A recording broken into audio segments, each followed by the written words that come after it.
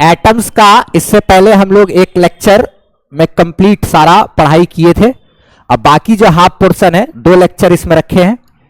अच्छा, तो इसमें अब हम लोग जो बातचीत करेंगे वो क्या क्या पढ़ने वाले हैं आगे। अब इससे पिछले वाले क्लास में हम लोग सब जाने थे कि रदरफोर्ड मॉडल ऑफ एटम, उसके बारे में। उसके बाद ग्राफ वगैरह भी 1-2 ठो देखे थे। Impact parameter, distance of closest approach, NCERT का क्वेश्चन किए थे। एग्जाम्पल नंबर 12.1, 12.2 और 12.3 ना। तो इसमें हम लोग को ये सब टॉपिक है, इतना यही टॉपिक, ये सारा टॉपिक हमको कवर करना है। सब एक दूसरे से मिला हुआ खिचड़ी है। जैसे ऐसे एनसीईआरटी में लाइन बाय लाइन तो यही टॉपिक दिया, लेकिन हम अपने तरीके से इसी चीज को पढ़ाएंगे। देखते हैं, बात करते हैं इसमें हम लोग क्या क्या समझना है। ठीक है, देखो सबसे पहले हम लोग बात करेंगे अब पोस्टुलेट्स ऑफ बोर्स थ्योरी। मतलब जो बोर जो साइंटिस्ट था उसका क्या क्या पोस्टुलेट था, यानी कि क्या उसका अवधारणा था, क्या उसका मानना था एटम को लेकर के। एटम के बारे में बोर साइंटिस्ट का क्या सोच था, उसी चीज के बारे में हम लोग अभी बात करेंगे। ठीक है, तो बोर साइंटिस्ट के अकॉर्डिंग 11th केमिस्ट्री में पढ़ा हुआ भी है सब सारा चीज। 3 उसका पोस्टुलेट था बोर्स मॉडल का। बोर साइंटिस्ट के अकॉर्डिंग 3 बात वो बताया था। पहला बात वो बताया, रदरफोर्ड का जो भी डिमेरिट वगैरह था उसी को करेक्ट करते हुए बोर साइंटिस्ट का कहना था, पहला था उसका पोस्टुलेट, या इसी को एजम्पशन ऑफ बोर्स मॉडल भी कहते हैं ना। बोर्स मॉडल का क्या क्या एजम्पशन था, यानी कि बोर्ड ने क्या क्या एजम्पशन किया था, क्या क्या कल्पना किया था एटम के बारे में, वही चीज। तो पहला था स्टेशनरी सर्कुलर ऑर्बिट, यानी कि बोर्ड का साइंटिस्ट का कहना था कि जो न्यूक्लियस होता है, न्यूक्लियस के चारों तरफ इलेक्ट्रॉन एक फिक्स सर्कुलर पाथ पर घूम रहा होता है, और उस फिक्स्ड सर्कुलर पाथ को कहते हैं ऑर्बिट। और जब ऑर्बिट में इलेक्ट्रॉन घूम रहा होता है तब वह इलेक्ट्रॉन किसी प्रकार का कोई एनर्जी बाहर नहीं निकालता है। बोर साइंटिस्ट का एक दोष था, बोर साइंटिस्ट का एक डिमेरिट था ना, जिसको मैक्सवेल पकड़ा था, कि अगर इलेक्ट्रॉन घूम रहा है न्यूक्लियस के चारों तरफ तो उसको तो अपना वो एक एक्सेलरेटेड चार्ज पार्टिकल हुआ। सर्कुलर मोशन एक एक्सेलरेटेड मोशन है, और कोई चार्ज अगर एक्सेलरेशन में है तो इलेक्ट्रोमैग्नेटिक वेव निकालेगा, यानी एनर्जी बाहर निकाल के इलेक्ट्रॉन को उसके न्यूक्लियस में गिर जाना चाहिए तुरंत। लेकिन ऐसा क्यों नहीं हो पा रहा, इसको अच्छे से एक्सप्लेन बोर्स मॉडल के द्वारा, ये रदरफोर्ड के द्वारा अच्छे से एक्सप्लेन नहीं कर पाया गया था। तो बाद में बोर्ड जो था उसने ये कल्पना किया कि अच्छा ऐसा होता है, कुछ न्यूक्लियस रहता है, उसके चारों तरफ एक फिक्स सर्कुलर पाथ पर इलेक्ट्रॉन घूम रहा होता है, और जब वो इलेक्ट्रॉन उस फिक्स सर्कुलर पाथ पे घूमता है तो वह किसी प्रकार का कोई एनर्जी बाहर नहीं निकालता। इस फिक्स सर्कुलर पाथ को कहते हैं ऑर्बिट। KLMNO ऐसे करके ऑर्बिट सब ढेर सारा रहता है, ऐसे करके ऑर्बिट सब रहता है ना। n बराबर 1, n बराबर 2 ना। एक होता है ग्राउंड स्टेट, एक होता है first excited state, second excited state, chemistry में ये सब सुने होंगे ना। According to Bohr electron revolve in circular path of specific radius. Bohr के अकॉर्डिंग इलेक्ट्रॉन जो है एक फिक्स सर्कुलर पाथ पर घूमता है, एक खास रेडियस वाले फिक्स सर्कुलर पाथ पर घूमता है अराउंड द न्यूक्लियस। न्यूक्लियस के चारों तरफ एक फिक्स सर्कुलर पाथ पर घूम रहा होता है, in which it does not radiate energy. वह एक फिक्स सर्कुलर पाथ पे घूम रहा होता है जिसमें कि वह किसी प्रकार का कोई ऊर्जा बाहर नहीं निकालता है। ठीक है, this orbits are known as stationary orbit, इसको स्टेशनरी ऑर्बिट कहते हैं। ये हम लोग बोर्स वगैरह के बारे में केमिस्ट्री में भी तो पढ़ा हुआ है जानकारी थोड़ा थोड़ा। एटॉमिक स्ट्रक्चर नाम का क्लास 11th में भी है एक चैप्टर जिसमें बोर्स का ये सब बताया जाता है। अच्छा, तो कोई एनर्जी रेडिएट नहीं करेगा। दूसरा एक बोर्स का एजम्पशन था, अक्सर पूछा जाता है कि बोर्स का पोस्टुलेट बताइए या बोर्स का एजम्पशन बताइए, तो हमको यही लिखना पड़ेगा, ठीक है। एक है क्वांटम कंडीशन, क्या है उसको समझा जाए। बोर साइंटिस्ट का कहना था कि जब कोई इलेक्ट्रॉन ऑर्बिट में घूम रहा होता है, जैसे कि मान लिया जाए यहां पे एक ये न्यूक्लियस है, ठीक है, और जो भी ये न्यूक्लियस है, न्यूक्लियस के चारों तरफ क्या है, इलेक्ट्रॉन घूम रहा है ऐसे करके, ठीक है। ये एक ऑर्बिट हो गया, एक ये दूसरा ऑर्बिट है, ये तीसरा ऑर्बिट है, ये चौथा ऑर्बिट है, क्या n बराबर 1, n बराबर 2, n बराबर 3, n बराबर 4। ये क्या है, number of orbit, number of orbit, ये तो ऑर्बिट का संख्या हो गया ना, ठीक है, ऑर्बिट का संख्या है इतना। अच्छा, ये ग्राउंड स्टेट होता है, ये फर्स्ट एक्साइटेड स्टेट, ये सेकंड एक्साइटेड स्टेट, ये थर्ड एक्साइटेड स्टेट, क्या ऐसे होता है ये सब चीज। अच्छा ठीक है, तो कहना था बोर्स का जो दूसरा पोस्टुलेट है उसके अकॉर्डिंग, क्या कहता था बोर्स कि किसी भी ऑर्बिट में जो इलेक्ट्रॉन घूम रहा है, उस घूमते हुए इलेक्ट्रॉन का जो एंगुलर मोमेंटम होगा, जो ये L से हम लोग डिनोट करते हैं एंगुलर मोमेंटम को।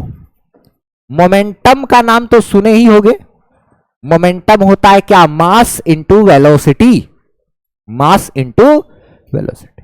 लेकिन एक होता है एंगुलर मोमेंटम भी, जिसके बारे में क्लास 11 में पढ़ाया जाता है, ठीक है। तो एंगुलर मोमेंटम क्या होता है ना, कि जब कोई गोल घूम रहा है सर्कुलर पाथ पे, तो उसका मास इंटू वेलोसिटी जो नॉर्मल मोमेंटम है वो, गुना उसका रेडियस, गुना उसका रेडियस, उसको एंगुलर मोमेंटम कहते हैं। ये L जो होता है वो होता है mvr। ये L बराबर क्या है, हाँ यहां पे L बराबर होता है mvr। L बराबर क्या होता है, mvr। ये 11th क्लास में अच्छे से पढ़ाया जाता है सब कुछ ना। नॉर्मल मोमेंटम को रेडियस से गुना कर दीजिए, बस उसको एंगुलर मोमेंटम कहते हैं। एंगुलर मोमेंटम जो होता है ना, वो होता है n, अच्छा जैसे क्वांटाइजेशन ऑफ चार्ज पढ़े थे हम लोग, क्या होता है ne, यहां पे भी n इंटू कुछ, एंगुलर मोमेंटम का फॉर्मूला होता है n इंटू कुछ आएगा, वो कुछ क्या है, e की जगह पे यहां पे आ जाता है h/2 पाई। ये ne के जैसा ही है, या तो एक e या तो 2e या तो 3e ऐसे होता था ना, वैसे यहां पर भी एंगुलर मोमेंटम या तो होगा एक h/2 पाई, या तो 2h/2 पाई, या तो 3h/2 पाई। वो डिपेंड करता है किस ऑर्बिट में इलेक्ट्रॉन घूम रहा है। अगर इलेक्ट्रॉन पहला ऑर्बिट में घूम रहा है तो एंगुलर मोमेंटम कितना होगा, h/2 पाई। ऑब्जेक्टिव क्वेश्चन बन गया, यहां से पूछा हुआ है ये चीज, एक क्वेश्चन हो गया यहां पे कर लिए हम लोग, एक ऑब्जेक्टिव क्वेश्चन। अब इसको अलग से हम क्या करा, इसमें ये तो आसान सा हो गया ना, पूछ सकता है ना कि पहला ऑर्बिट में इलेक्ट्रॉन का एंगुलर मोमेंटम कितना होता है। बिहार बोर्ड में एक बार कोई क्वेश्चन पूछा था, ठीक है।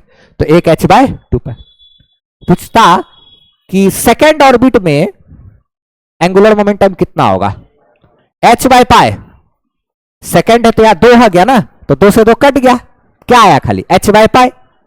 ऐसे करके क्वेश्चन पूछ सकता है, तो ये काम का चीज हो गया। यहां पे और क्या क्या चीज ध्यान रखना है भाई, या n बराबर क्या है, वही नंबर ऑफ ऑर्बिट हम लोग लिख ही दिए।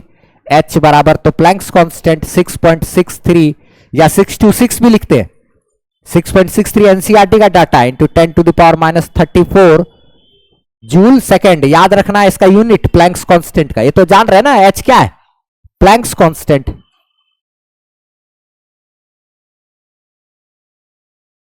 प्लैंक्स क्या होता है जी, स्पेलिंग इसका छोड़ो, प्लैंक्स कांस्टेंट, ठीक है। तो h हो गया प्लैंक्स कांस्टेंट, और ये तो हमारा क्या, ये है मास, ये वेलोसिटी, और ये क्या है रेडियस। n हमारा क्या है, नंबर ऑफ ऑर्बिट, n बराबर क्या 1 2 3 4 5, 1 2 3 4 5 dot dot dot dot dot, यानी कि क्या, ये नंबर ऑफ ऑर्बिट, इसको हम लोग बोलेंगे, ये ऑर्बिट का संख्या को दर्शा रहा है ना। तो यही चीज लिखा हुआ कि angular momentum of revolving electron, घूमते हुए इलेक्ट्रॉन का जो एंगुलर मोमेंटम होता है इज क्वांटाइज्ड, इज क्वांटाइज। अगर कोई चीज को क्वांटाइज कहने का अर्थ हो गया कि वो या तो एक उतना, या तो दो उतना, या तो तीन उतना, यही होता है n टाइम्स ऑफ कुछ ना। एंगुलर मोमेंटम वो क्वांटाइज होता है और इसका जो वैल्यू है वो दिया हुआ है इस इक्वेशन के अनुसार। वो इक्वेशन है L बराबर NH बाय 2 पाई, L बराबर NH बाय 2 पाई। तो पहला बात तो हम लोग को ये बोला कि एक फिक्स सर्कुलर पाथ पे घूमता है जिसको ऑर्बिट कहते हैं, वहां एनर्जी रेडिएट नहीं करता है। दूसरा बात, घूमते हुए इलेक्ट्रॉन का एंगुलर मोमेंटम NH बाय 2 पाई होता है, ठीक है। और जो तीसरा बोर्ड्स का एजम्पशन था वो क्या था उसको समझते हैं। तीसरा ये था कि जब इलेक्ट्रॉन ऑर्बिट में रहता है, जैसे मान लिया जाए यहां पे तो न्यूक्लियस है, ठीक है, और ये इलेक्ट्रॉन एक ऑर्बिट में यहां पे या किसी भी ऑर्बिट में यहां पे है, ऐसे है, ऐसे है, ठीक, ये तो गोल ऐसे ऑर्बिट है, ठीक है। अगर कोई इलेक्ट्रॉन क्या होता है कि अगर मान लिया जाए इस ऑर्बिट में है, ठीक है, तो इसको अगर हम एनर्जी देंगे तो एनर्जी देने से ये इलेक्ट्रॉन कूद करके ऊपर वाले ऑर्बिट में चला जाएगा ना। ये क्या हो रहा है ना, ये एनर्जी लेगा इसको ना, ये क्या करेगा, एनर्जी एब्जॉर्ब, क्या करेगा ना, energy, it will absorb energy ना, एनर्जी इज एब्जॉर्ब्ड कह सकते हैं, एब्जॉर्ब, एनर्जी एब्जॉर्ब करेगा तो निचले ऑर्बिट से कहां चला जाएगा, कूद के ऊपर वाले ऑर्बिट में। और अगर ऐसा हो रहा है कि ये बाहर वाले ऑर्बिट में है और अगर बाहर वाले ऑर्बिट से जंप करके ये नीचे वाले ऑर्बिट में आया, नीचे वाले ऑर्बिट में आएगा, देखो जब नीचे वाले ऑर्बिट में रहता है ना तो एनर्जी कम रहता है, जैसे एनर्जी बढ़ेगा, ठीक है, तो एनर्जी बढ़ने के बाद क्या होता है, नींद में चल गया अच्छा नींद आ रहा है क्या, देखो कोई बात नहीं, कोई बात नहीं। देखो एनर्जी, इलेक्ट्रॉन जब नीचे वाले ऑर्बिट में रहता है तब उसके पास एनर्जी कम रहता है, और जब हम उसको एनर्जी देंगे तो इलेक्ट्रॉन एनर्जी लेकर के क्या होगा, नीचे वाले ऑर्बिट से जंप करके ऊपर वाले ऑर्बिट में चला जाएगा, और एनर्जी दे देंगे तो और ज्यादा ऊपर वाले ऑर्बिट में चला जाएगा क्या। अच्छा, कितना एनर्जी चाहिए होगा उसको इस ऑर्बिट से इस ऑर्बिट में जाने के लिए, इस ऑर्बिट और इस ऑर्बिट में जितना एनर्जी का गैप रहेगा, जैसे मान लिया जाए इसमें चाहिए हमको, एग्जांपल के लिए बोल रहे हैं, इस ऑर्बिट में इलेक्ट्रॉन का एनर्जी है 7 जूल, उदाहरण के लिए बोल दिए 7 जूल, पॉजिटिव में तो नहीं हो सकता, पॉजिटिव में होता है एनर्जी किसी भी इलेक्ट्रॉन का तो भाग जाता है, हम लोग पढ़े हैं लास्ट क्लास में। हम एक उदाहरण के ऐसे बता रहे हैं कि जैसे 7 जूल अगर एनर्जी इस ऑर्बिट में है और इस ऑर्बिट में जो एनर्जी का लेवल होता है वो 10 जूल का होता है, तो इसका मतलब 7 से 10 पहुंचाने के लिए हमको 3 जूल ऊर्जा देना होगा, तो 7 इस वाले ऑर्बिट से इस वाले ऑर्बिट में चला जाएगा। इस वाले ऑर्बिट में एनर्जी का लेवल अगर 12 जूल है तो हमको यहां से यहां पहुंचाने के लिए और 2 जूल देना पड़ेगा, तो यहां आएगा। एनर्जी देने के लिए हम लोग चाहे तो इलेक्ट्रोमैग्नेटिक वेव के रूप में एनर्जी दे सकते हैं। इलेक्ट्रोमैग्नेटिक वेव के रूप में एनर्जी देने का मतलब एनर्जी कितना दे रहे हैं, एच न्यू। इलेक्ट्रोमैग्नेटिक वेव का जो एनर्जी का फॉर्मूला होता है वो क्या होता है, एच न्यू, हम लोग पढ़े हैं ना, चैप्टर नंबर 11 में भी बात की है हम लोग, फोटोन, इलेक्ट्रोमैग्नेटिक वेव।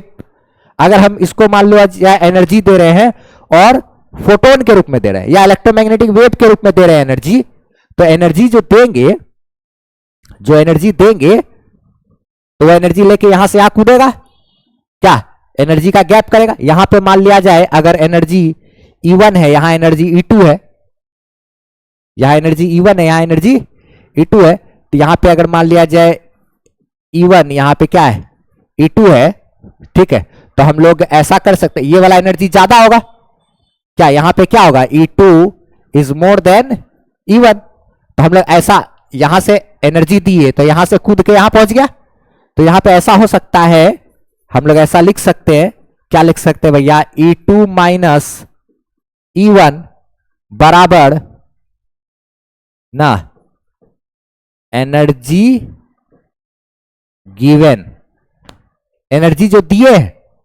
उससे वो क्या हुआ, यहां से कूद के यहां आ गया, तो यहां 10 जूल, यहां पे 7 जूल, तो वही जो गैप होगा वही एनर्जी हम दिए उसको, 7 माइनस 10 माइनस 7। अच्छा, तो मान लिया जाए अगर क्या कहते हैं ये बराबर एच न्यू भी लिख सकते हैं। ये कब लिख सकते हैं, जब एनर्जी हम इलेक्ट्रोमैग्नेटिक वेव के रूप में दिए होंगे। जब एनर्जी किस रूप में दिए, इलेक्ट्रोमैग्नेटिक वेव के रूप में अगर दिए, तो हम लोग लिखेंगे कि ये एनर्जी गैप बराबर ये जो ये मेरा क्या है एनर्जी गैप, ये एक प्रकार का क्या आ गया इधर एनर्जी गैप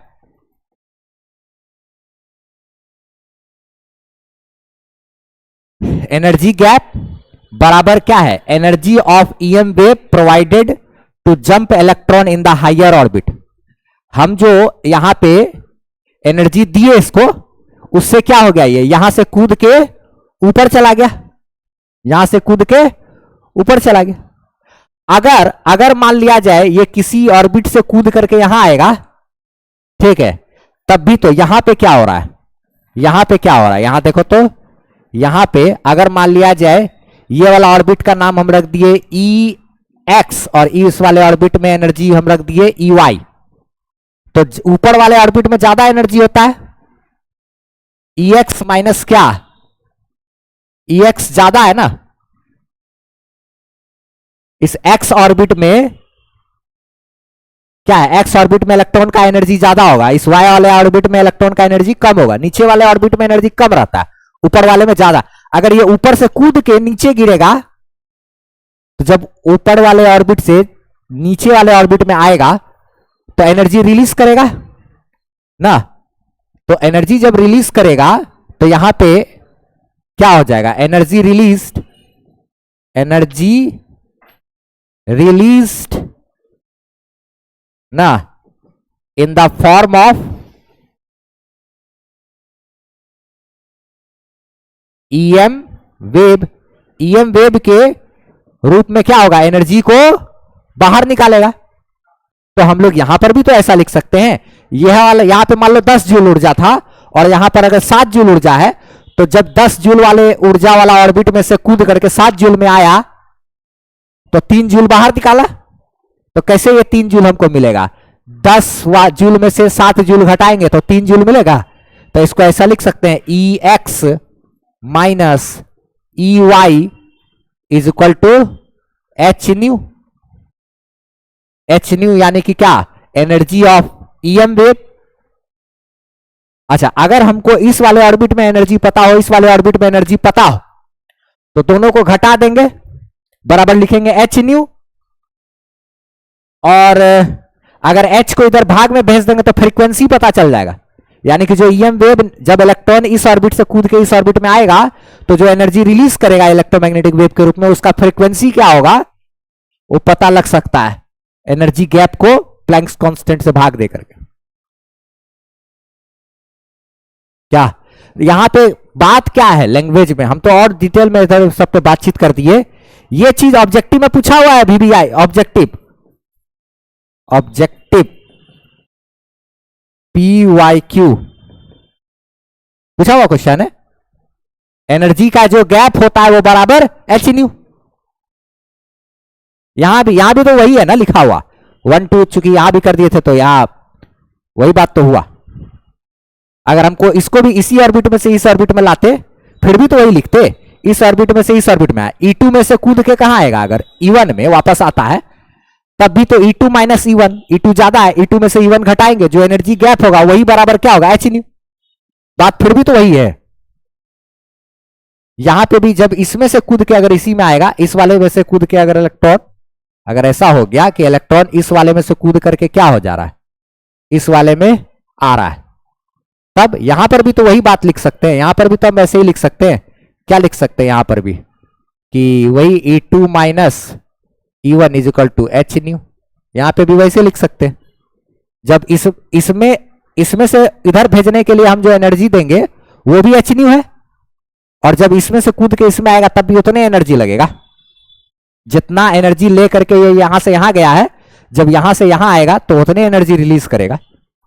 जैसे मान लिया 3 जूल एनर्जी दी है, यहां से कूद के यहां चला गया, जब ये यहां से वापस यहां आएगा तो भी 3 जूल एनर्जी निकालेगा बाहर। तो electron absorb energy to jump from lower orbit to the higher orbit. Electron energy को एब्जॉर्ब करता है लोअर ऑर्बिट से जंप करके हायर ऑर्बिट में जाने के लिए, and it release energy in the form of EM wave when it jumps from higher orbit to lower orbit. जब हायर ऑर्बिट से जंप करके लोअर ऑर्बिट में आता है तो क्या करता है, एनर्जी को बाहर निकालता है इलेक्ट्रोमैग्नेटिक वेव के रूप में, इलेक्ट्रोमैग्नेटिक वेव के रूप में।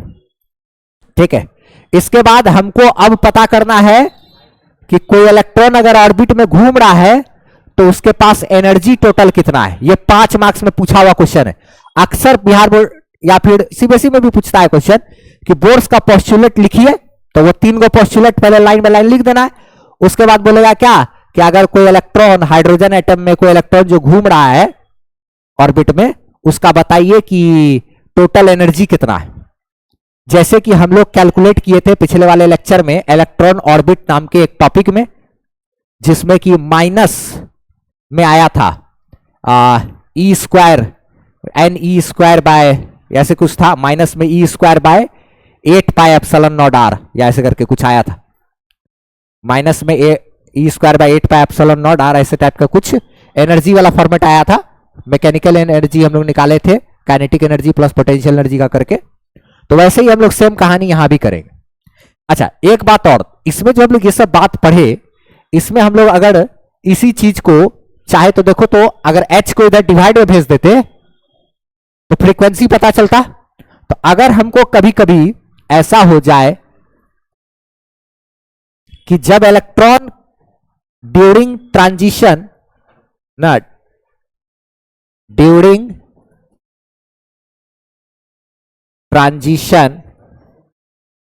Of electron,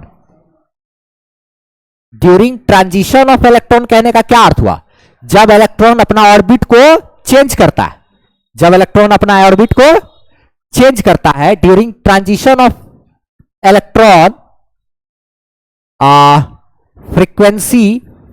frequency of ejected EM wave, frequency of ejected EM wave पता करते हैं जरा सा। क्या होगा, h nu is equal to E2 minus E1। जो ज्यादा और एनर्जी में से कम एनर्जी को घटाएंगे। यहां पे एक बात ध्यान रखना है, E2 मोर देन क्या, E1, ज्यादा में से ही कम को, जिस ऑर्बिट में एनर्जी ज्यादा है उसमें से कम ऑर्बिट वाला एनर्जी को घटा देना है। घटा करके वही हमारा क्या, एच न्यू, एनर्जी का जो गैप, जैसे मान लीजिए ऊपर में ज्यादा एनर्जी है, वहां से कूद के नीचे वाले ऑर्बिट में आया, तो जब नीचे वाला ऑर्बिट में आया तो एनर्जी चेंज हुआ यहाँ पे, E2 माइनस E1, ज्यादा में से कम वाला घटा दिए, तो वही जो एनर्जी का गैप हुआ वही एनर्जी हमारा इलेक्ट्रोमैग्नेटिक वेव के रूप में निकला है। तो इसलिए हम लोग उसको क्या, एच न्यू लिख दिए। तो therefore nu frequency is equal to, यहां से क्या हो जाएगा, E2 माइनस E1 बाय क्या, प्लैंक्स कांस्टेंट। ऐसा हम लोग चाहे तो लिख सकते हैं, नहीं ऐसा हम लोग कर सकते। अब ये भी एक VBI ऑब्जेक्टिव बन जाता है क्या, ये VBI ऑब्जेक्टिव तो बनता ही है यहां इस पर, लेकिन क्वेश्चन पूछा हुआ है, ऑलरेडी पूछा हुआ है इस पे क्वेश्चन। एक ऑर्बिट में एनर्जी बोल दिया क्या कि अगर कोई इलेक्ट्रॉन, हाइड्रोजन एटम में एक इलेक्ट्रॉन दूसरे ऑर्बिट से जंप करके पहले ऑर्बिट में आ रहा है, तो बताइए जो इलेक्ट्रोमैग्नेटिक वेव निकलेगा उस इलेक्ट्रोमैग्नेटिक वेव का फ्रीक्वेंसी कितना होगा। यह सवाल पूछ दिया, लेकिन हमको यह तो सवाल में दिया नहीं था कि दूसरे ऑर्बिट में एनर्जी कितना है इलेक्ट्रॉन का और पहले ऑर्बिट में कितना है इलेक्ट्रॉन का एनर्जी। यह सवाल में नहीं दिया था, E2 E1 नहीं दिया हुआ था, खाली बोल दिया हाइड्रोजन एटम में एक इलेक्ट्रॉन दूसरे ऑर्बिट से जंप करके पहले ऑर्बिट में आ रहा है, तो इलेक्ट्रोमैग्नेटिक वेव जो निकालेगा उसका फ्रीक्वेंसी क्या होगा। तो फॉर्मूला तो यही है, E2 E1 दिया हुआ नहीं था हमको। वो एनर्जी का लेवल सब हम आगे चल करके लिखाने वाले हैं, कैलकुलेट करने वाले हैं सब कुछ, और उसका एक डाटा वगैरह सब कुछ बना करके देंगे और उसको याद करना पड़ेगा। पहला ऑर्बिट में होता है -13.6 इलेक्ट्रॉन वोल्ट, ठीक है, दूसरे ऑर्बिट में शायद -10.2। और जो भी उसको आएगा, ठीक है, तो उसको हम लोग अभी कैलकुलेट करेंगे अच्छे तरीके से, और फिर उस डाटा को याद भी करना होगा 4-5 तो, ठीक है। इस पहला ऑर्बिट में इतना एनर्जी, दूसरा में इतना एनर्जी, तीसरा में इतना एनर्जी, तो हम लोग इसे करके निकालने में हमारे लिए आसान हो जाएगा। अब इसके बाद हम लोग बात करते हैं 5 मार्क्स में अक्सर ये पूछता है कि अगर कोई इलेक्ट्रॉन, ऐसे पूछेगा, हाइड्रोजन एटम में कोई इलेक्ट्रॉन अगर घूम रहा है चारों तरफ, न्यूक्लियस के चारों तरफ, तो बताइए उस इलेक्ट्रॉन के पास एनर्जी कितना होगा। ये सेम टू सेम चीज वैसे ही है जब हम लोग इलेक्ट्रॉन ऑर्बिट पढ़े थे पिछले वाले टॉपिक में, ठीक है, सेम टू सेम उसी जैसा चीज है, ठीक है। हम लोग काइनेटिक एनर्जी निकालेंगे, पोटेंशियल एनर्जी निकालेंगे, दोनों को जोड़ देंगे, और यहां से ढेर सारा वीवीआई ऑब्जेक्टिव निकलेगा। ये 5 मार्क्स का चीज हम लोग डेरिवेशन तो करेंगे, लेकिन इसके रास्ते में ढेर सारा ऑब्जेक्टिव मिलेगा हमको, ठीक है। देखो, expression for the total energy of revolving electron in the orbit of hydrogen atom या हाइड्रोजन लाइक एटम, जिसको कि सिंगल इलेक्ट्रॉन सिस्टम कहते हैं। हाइड्रोजन एटम के लिए ऑर्बिट में घूमते हुए इलेक्ट्रॉन का एनर्जी निकालेंगे हाइड्रोजन के लिए, या फिर हाइड्रोजन लाइक एटम के लिए। हाइड्रोजन लाइक एटम कहने का अर्थ क्या होता है? हाइड्रोजन के जैसा। हाइड्रोजन के जैसा बोले तो सिंगल इलेक्ट्रॉन वाला सिस्टम। सिंगल इलेक्ट्रॉन सिस्टम का मतलब अर्थ क्या होता है सिंगल इलेक्ट्रॉन का? जैसे कि मान लिया जाए हाइड्रोजन के लिए अक्सर सवाल बोलेगा निकालने के लिए, जो भी बिहार बोर्ड में या फिर अक्सर सीबीएसई में भी ज्यादातर जो पूछ देता है, वो पूछता है किसके लिए निकालने के लिए, बोलता है हाइड्रोजन के लिए करने के।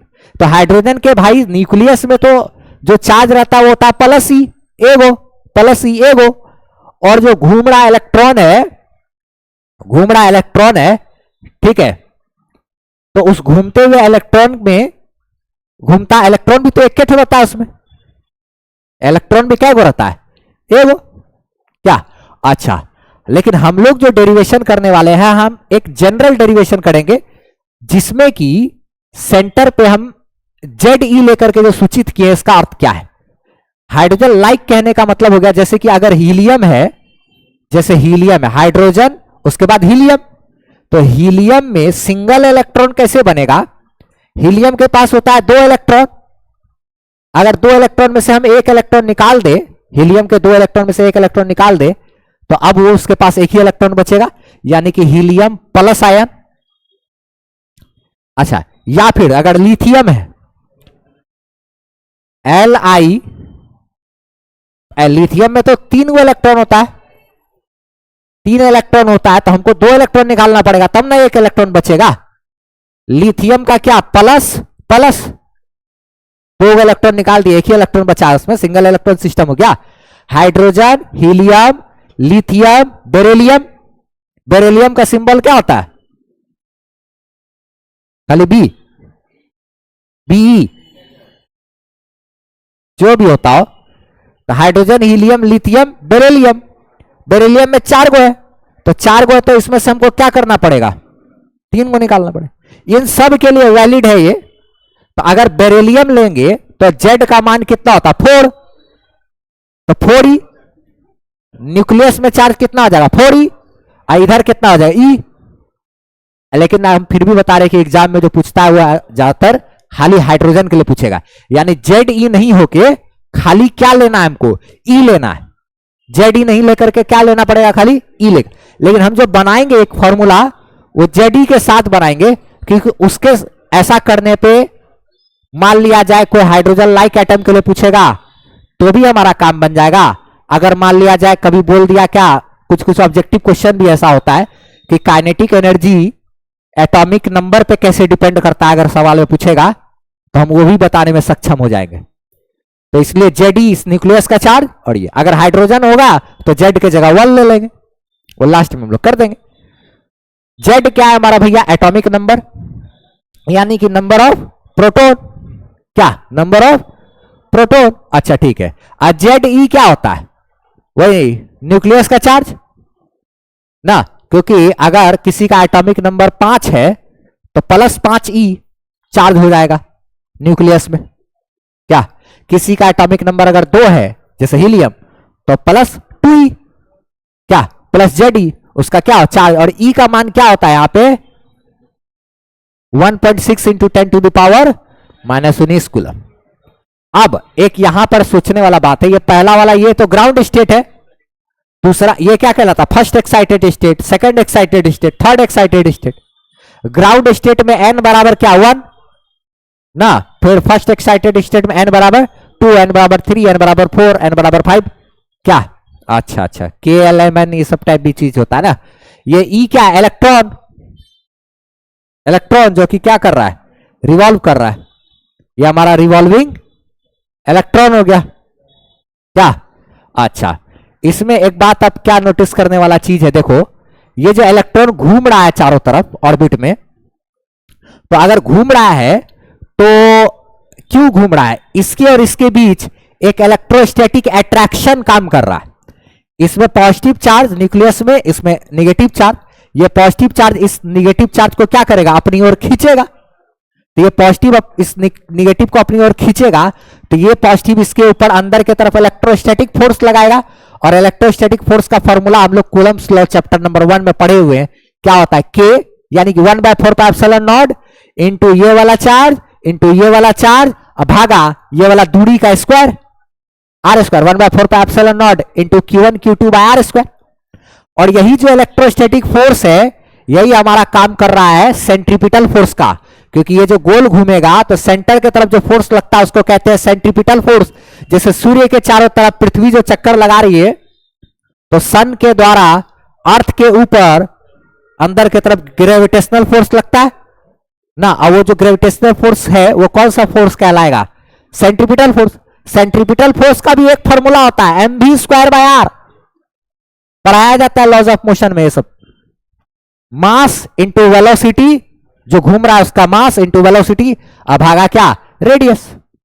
तो यहां पे जो इलेक्ट्रोस्टैटिक फोर्स काम कर रहा है वही हमारा सेंट्रीपिटल फोर्स है ना, यानी कि यहां पे जो इलेक्ट्रोस्टैटिक फोर्स है वही रोल प्ले कर रहा है किसका सेंट्रीपिटल फोर्स का, यानी कि जो इलेक्ट्रोस्टैटिक फोर्स है वही इलेक्ट्रोस्टैटिक फोर्स हमारा, ये जो इलेक्ट्रोस्टैटिक फोर्स है यही इलेक्ट्रोस्टैटिक फोर्स हमारा सेंट्रीपिटल फोर्स का काम कर रहा है।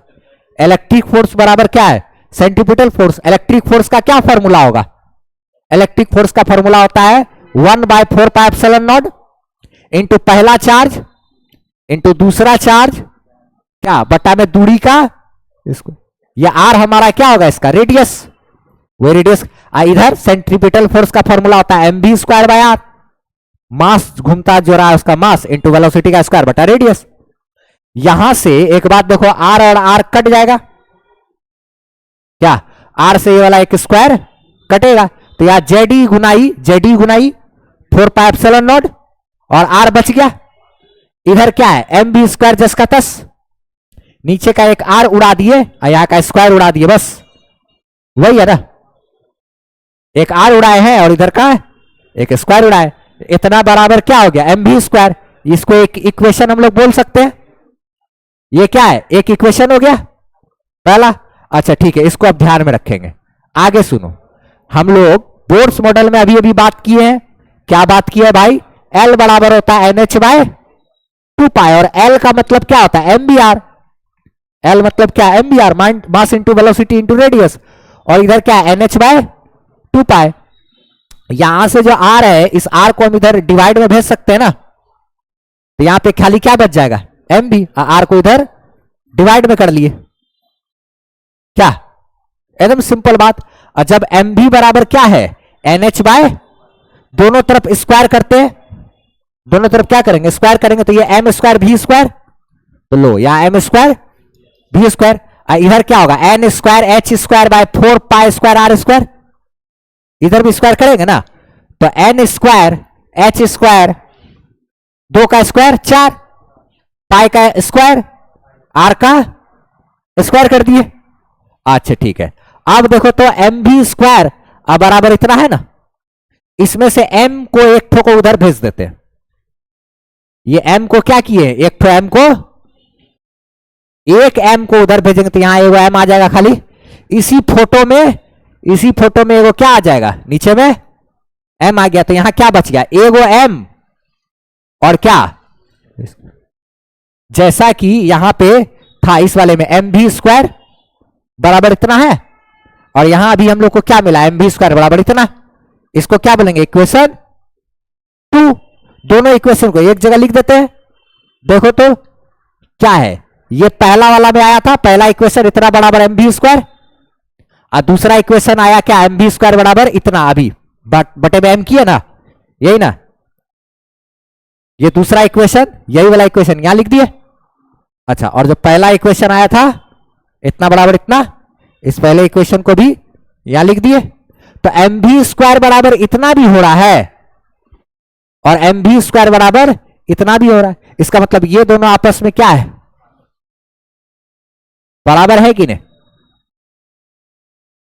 दोनों तो एम भी स्क्वायर ही है कि बराबर है, तो हम इन दोनों को क्या कर सकते हैं, आपस में बराबर कर सकते हैं। तो जब इन दोनों को बराबर करेंगे तो देखो तो ये वाला टर्म मेरा यहां आ गया और ये वाला टर्म मेरा यहां आ गया, दोनों को क्या किए, बराबर कर दिए। क्या सिंपल, सिंपल मैथ, सब अपने से भी थोड़ा थोड़ा थोड़ा थोड़ा गुना भाग।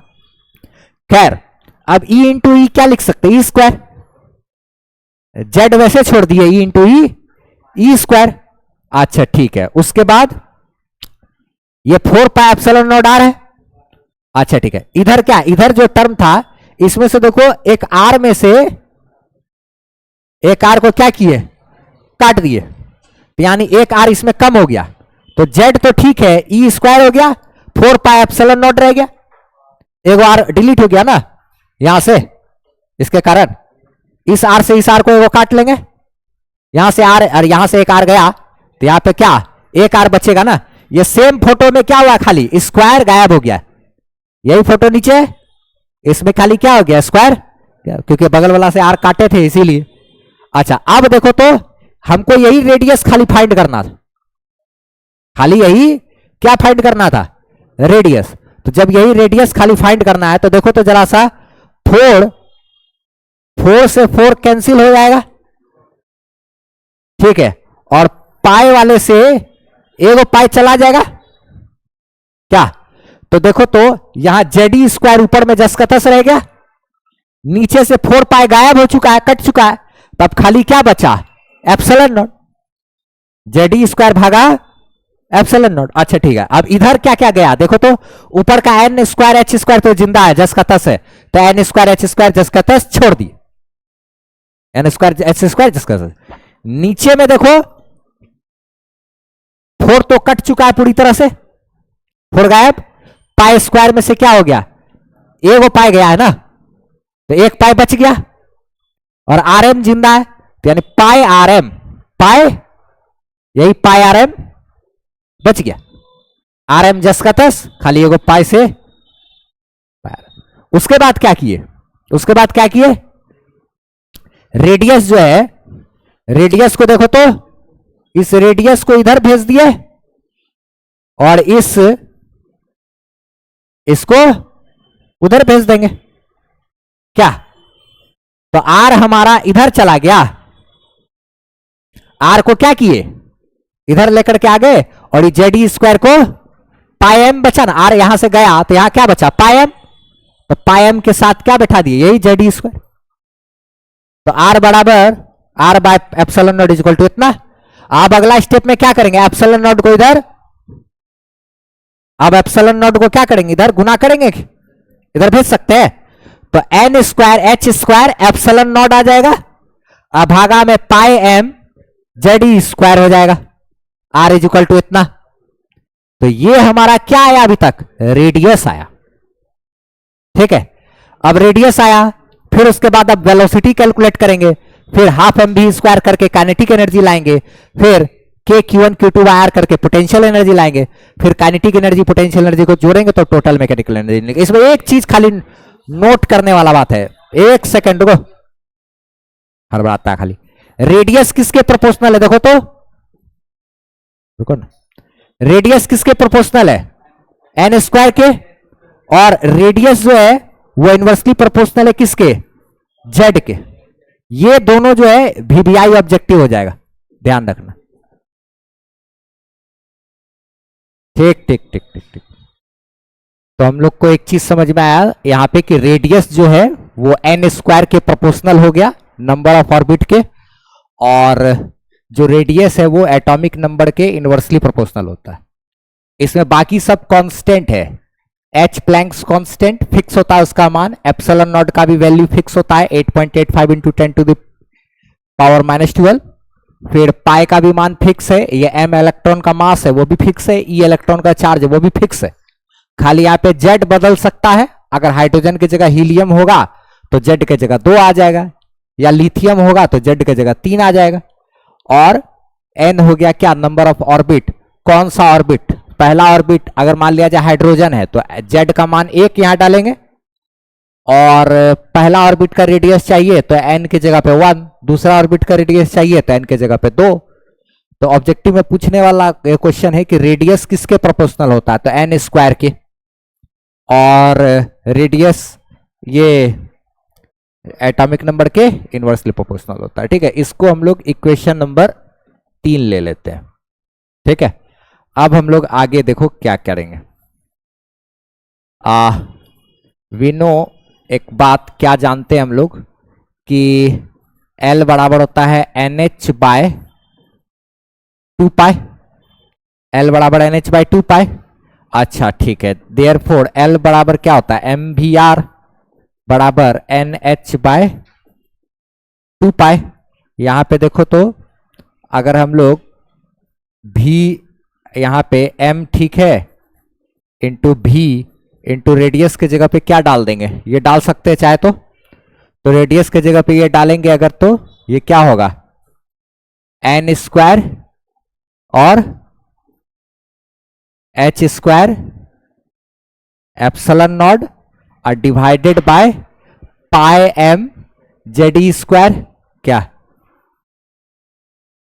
पाई एम जेड ई स्क्वायर। अच्छा ठीक है, बराबर यहां क्या है एन एच बाय 2 पाई, क्या बराबर में उधर एन एच बाय 2 पाई। अच्छा यहां से अब क्या क्या चीज कट रहा है अगर देखा जाए तो एन से ये एक स्क्वायर कट गया, क्या दोनों तरफ से, एम से एम कट गया, हाँ ये एक एच से ये एगो स्क्वायर ऐसे ये कट गया, दोनों तरफ से आमने सामने उधर भी काट सकते हैं हम लोग। अच्छा ठीक है, और इधर क्या क्या बच गया, पाई से पाई भी कट गया ना। अच्छा और कुछ बचा क्या, और तो कहीं कुछ दिख नहीं रहा कटता हुआ,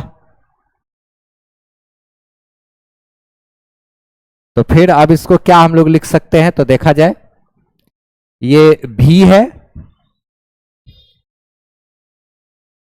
क्या लिख सकते हैं भी, और उसके बाद गुना में क्या है भी into n h epsilon naught, n h epsilon naught, भी के साथ एन एच एप्सिलॉन नॉट, और नीचे में क्या बच गया, पाई एम तो कट चुका, सिर्फ जेड ई स्क्वायर बचा हुआ है। नीचे में क्या है Z e square is equal to, इधर क्या बच गया है, इधर ऊपर में तो एन एच खत्म हो चुका है, खाली 1/2 बचा इधर, तो इधर बचा है 1/2। अच्छा उसके बाद भी को हमको निकालना है कि वेलोसिटी कितना होगा। ठीक है, पहले वेलोसिटी पता चलेगा अगर तब ना हाफ एम बी स्क्वायर करके काइनेटिक एनर्जी निकालेंगे। तो वेलोसिटी इज इक्वल टू, यहां से ये ऊपर चला जाएगा जेड ई स्क्वायर भागा ये नीचे आएगा 2 के साथ में ये क्या हो गया एन एच एप्सिलॉन नॉट, तो ये हमारा क्या आ गया वेलोसिटी। अच्छा ठीक है, यहां पे एक बात हमको नोटिस करने वाला है, क्या चीज हेयर, क्या चीज वीवीआई ऑब्जेक्टिव में आ सकता है, ऑब्जेक्टिव में क्या आ सकता है कि वेलोसिटी जो है वह एटॉमिक नंबर के डायरेक्टली प्रोपोर्शनल है। वेलोसिटी डायरेक्टली प्रोपोर्शनल है किसके, एटॉमिक नंबर के। इससे हमको यह समझ में आया कि अगर हाइड्रोजन के जगह अगर लिथियम लेंगे तो उसमें स्पीड ज्यादा होगा इलेक्ट्रॉन का, क्या और एक चीज समझ में आ रहा है कि वेलोसिटी जो वो inversely proportional to number of orbit, ये n। तो अगर क्या आते हैं, मतलब हीलियम है, हाइड्रोजन की जगह अगर हीलियम ले लेंगे तो इसमें स्पीड ज्यादा है। अच्छा, जेड ज्यादा तो स्पीड ज्यादा। अब हाइड्रोजन की जगह हीलियम तो है ही, ठीक है, हीलियम में भी ऑर्बिट कौन सा है उस पर डिपेंड करता है स्पीड। तो ये चीज समझ में आया। आगे हम लोग बढ़ते हैं, इसको जरा सा काइनेटिक एनर्जी पर बात करते हैं। काइनेटिक एनर्जी अगर हम यहां से देखेंगे तो now kinetic energy, now kinetic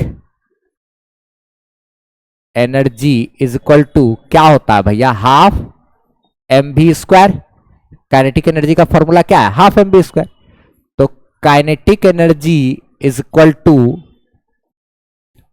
half into mass into velocity का स्क्वायर करना है। तो वेलोसिटी है हमारे पास ZE² भागा क्या है 2NH epsilon not, 2NH epsilon not. इसका क्या करना है हमको, कंप्लीट स्क्वायर करना होगा। हाफ m इंटू ये जो वेलोसिटी आया उसी का स्क्वायर किए हम लोग। फिर उसके बाद अब काइनेटिक एनर्जी अगर निकालेंगे तो kinetic energy is equal to half m into Z का स्क्वायर हो जाएगा, ई का स्क्वायर है उस पर स्क्वायर चढ़ेगा तो ई का पावर 4 भागा 2 का स्क्वायर 4, n का स्क्वायर, h का स्क्वायर, एप्सिलॉन नॉट का स्क्वायर। ध्यान देते रहना, जरा भी मिस्टेक होगा तुरंत रोक देना, नहीं तो आगे बहुत गड़बड़ा जाएगा। Kinetic energy is equal to क्या आया देखो तो यहां से Z² ऊपर में ये सब गुना कर देते हैं, Z² ई का पावर 4 और m भागा में 2 इंटू 4 क्या हो गया 8, n² h² एप्सिलॉन नॉट का स्क्वायर। तो ये हमारा आ गया काइनेटिक एनर्जी, ये हमारा काइनेटिक एनर्जी। काइनेटिक एनर्जी में एक चीज देखो तो काइनेटिक एनर्जी किसके प्रोपोर्शनल है भैया, Z² के, और काइनेटिक एनर्जी किसके इनवर्सली प्रोपोर्शनल में, n² के। नंबर ऑफ ऑर्बिट के साथ इनवर्सली प्रोपोर्शनल का स्क्वायर है, इनवर्सली प्रोपोर्शनल स्क्वायर के रिलेशन में, और नंबर ऑफ ऑर्बिट के साथ Z² में। ये भी ऑब्जेक्टिव में हो सकता है, ये सब VBI ऑब्जेक्टिव हो गया, ठीक है। अच्छा, अब हम लोग नाउ पोटेंशियल एनर्जी की बात करें, अगर पोटेंशियल एनर्जी की बात करें तो जब इलेक्ट्रॉन ऑर्बिट पर रहे थे तब हम लोग किए थे पोटेंशियल एनर्जी जैसा चीज। पोटेंशियल एनर्जी कैसे निकलता है, पोटेंशियल एनर्जी निकालने के लिए क्या करेंगे, जैसे अगर मान लिया जाए यहां पे कोई भी ऑर्बिट है, जैसे ये है और इसके चारों तरफ ये इलेक्ट्रॉन घूम रहा है ऑर्बिट में, और सेंटर में जो चार्ज है वो कितना है, प्लस में Ze। सेंटर में जो चार्ज रहता है, यहां देखा जाए सेंटर में चार्ज रहेगा प्लस Ze, और यहां पे इलेक्ट्रॉन के पास क्या चार्ज होता है, -e। अच्छा, यहां से यहां तक इसका ये क्या हो गया, रेडियस r। तो इसके और इसके बीच पोटेंशियल एनर्जी क्या होगा, चैप्टर नंबर 2 में हम लोग पढ़े हैं, पोटेंशियल एनर्जी का फॉर्मूला होता है K, यानी कि 1/4πε0 इंटू पहला चार्ज इंटू दूसरा चार्ज बटा बीच की दूरी, K(Q1 Q2 R। तो वहां से हम लोग लिखेंगे K यानी कि 1/4πε0 इंटू पहला चार्ज Ze इंटू दूसरा चार्ज -e भागा r। यहां पे चार्ज को साइन के साथ लेते हैं, भागा r। तो देखो तो पोटेंशियल एनर्जी बराबर, potential energy is equal to minus में Ze² भागा 4 पाई एप्सिलॉन नॉट आर आया, यहां तक आया पोटेंशियल एनर्जी। अब देखो एक काम करते हैं, इसी में हम लोग को पोटेंशियल एनर्जी में माइनस जेड ई स्क्वायर भागा 4 पाई एप्सिलॉन नॉट, और आर के जगह पे हम लोग जो आर निकाले हुए हैं उस रेडियस को बैठा देते हैं। क्या निकाले? N square h square epsilon nought गुना में क्या है? N square h square epsilon nought, अब भागा भागा क्या है? Pi m Z e square, radius को बैठा देते हैं तो pi m Z e square, इसको बैठा दिए। अब यहां पर से कुछ कट रहा है क्या? कटेगा कुछ, देखो तो पाई से पाई कट गया, और कहीं कुछ ऐसा कट रहा है। m नीचे से ऊपर चला जाएगा, z नीचे से ऊपर जाएगा तो z का स्क्वायर बना देगा, e स्क्वायर नीचे से ऊपर जाएगा तो e का पावर 4 बन जाएगा, और इससे मिलता जुलता आएगा। एक बात याद रखना, डेरिवेशन इस टाइप का कभी करते हैं तो जो काइनेटिक एनर्जी आता है ना, उतना ही पोटेंशियल एनर्जी भी आता है, लेकिन इसमें पॉजिटिव है तो उसमें निगेटिव हो जाएगा, यहां 8 है तो उसमें 4 हो जाएगा। चलो देखो करते हैं जरा सा इसको। पोटेंशियल एनर्जी बराबर देखो तो यहां से क्या आ रहा है? Potential energy is equal to, light दोनों ऑफ कर दो।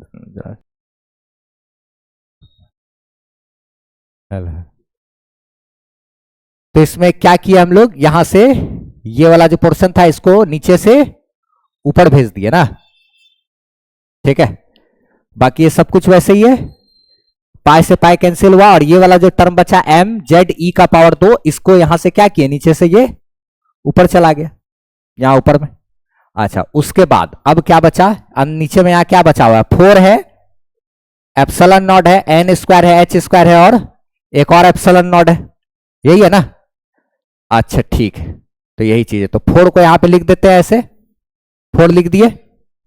उसके बाद 4 के बाद देखो तो एन, यहां पे देखो तो एन एच और एप्सिलॉन नॉट का जिस लाइन में लिखा हुआ उसी लाइन में लिख देते हैं तो थोड़ा सा ठीक लगेगा। तो 4 तो लिख दिए, उसके बाद क्या है?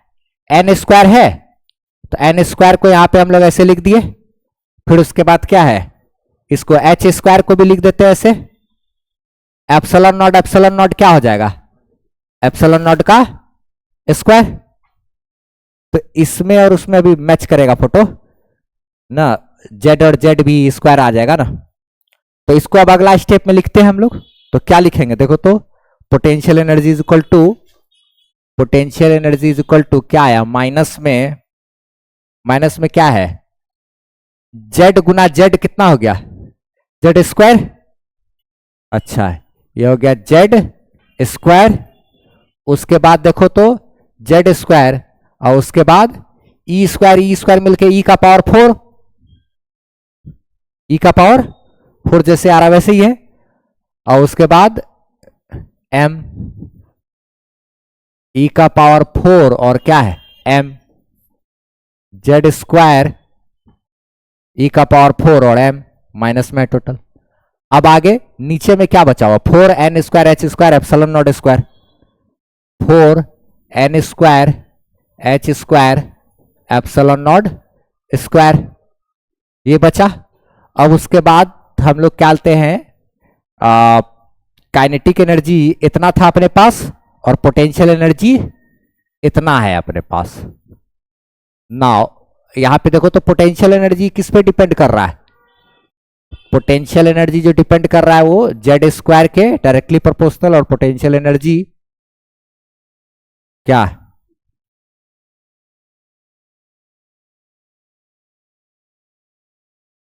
क्या? हाँ, अच्छा, इसमें क्या कहते हैं? निगेटिव साइन है, और निगेटिव में इसका मैग्नीट्यूड जाएगा। पोटेंशियल एनर्जी का मैग्नीट्यूड जितना ज्यादा बढ़ेगा तो उससे भी दिक्कत है, यानी एक प्रकार का घटना ही हो गया। जेड के साथ एक प्रकार का ये उल्टा रिलेशन सा हो गया, घटता चला जाएगा। इसमें सिर्फ इसका हम लोग मैग्नीट्यूड, मैग्नीट्यूड तो वैसे निगेटिव साइन के साथ लेंगे, तो छोड़ो इसको, आगे यहां बात करते हैं। हम लोग को टोटल एनर्जी निकालना है, देखो तो नाउ टोटल मैकेनिकल एनर्जी की बात करें अगर, टोटल मैकेनिकल एनर्जी क्या होता है? Total mechanical energy kinetic energy या प्लस क्या पोटेंशियल एनर्जी, दोनों को जोड़ेंगे तो हमको टोटल मैकेनिकल एनर्जी निकलेगा। तो काइनेटिक एनर्जी और पोटेंशियल एनर्जी दोनों को जोड़ते हैं। काइनेटिक एनर्जी कितना आया देखो तो, जेड स्क्वायर ई का पावर 4m, यानी कि जेड स्क्वायर ई का पावर 4m भागा 8n square h square epsilon not square, 8n square h square epsilon not square. इसमें हम लोग क्या जोड़ेंगे? पोटेंशियल एनर्जी, यानी कि क्या माइनस में वही चीज क्या है अपने पास, जेड स्क्वायर ई का पावर 4m भागा 8n square h square epsilon naught का स्क्वायर, 4 है। इलेक्ट्रॉन ऑर्बिट में जैसे था उसी टाइप का चीज ये आया, उसी जैसा है। तो यहां पे 8 और वहां पे 4, बाकी सब कुछ सेम टू सेम वाला। तो यहां पे हम लोग क्या डालते हैं, एक काम करते हैं, जेड स्क्वायर ई का पावर 4m भागा 8n square h square epsilon not square, इधर प्लस माइनस माइनस हो जाएगा, जेड स्क्वायर ई का पावर 4m भागा 4n square h square epsilon not square. उसके बाद देखो अब जो सारा टर्म दोनों में कॉमन है, खाली 8 और 4 का अंतर, तो उसको ही बस हम लोग क्या करेंगे, तो हाँ, तो उसको ही हम लोग बस खाली छाट लेते हैं, बाकी को वैसे छोड़ देते हैं। तो यानी कि हमारा जो टोटल मैकेनिकल एनर्जी है, यानी कि total mechanical energy, total mechanical energy ऐसे लिख देते हैं। तो टोटल मैकेनिकल एनर्जी की बात करें, टोटल एनर्जी, तो जो कॉमन टर्म है उसको निकाल लेते हैं।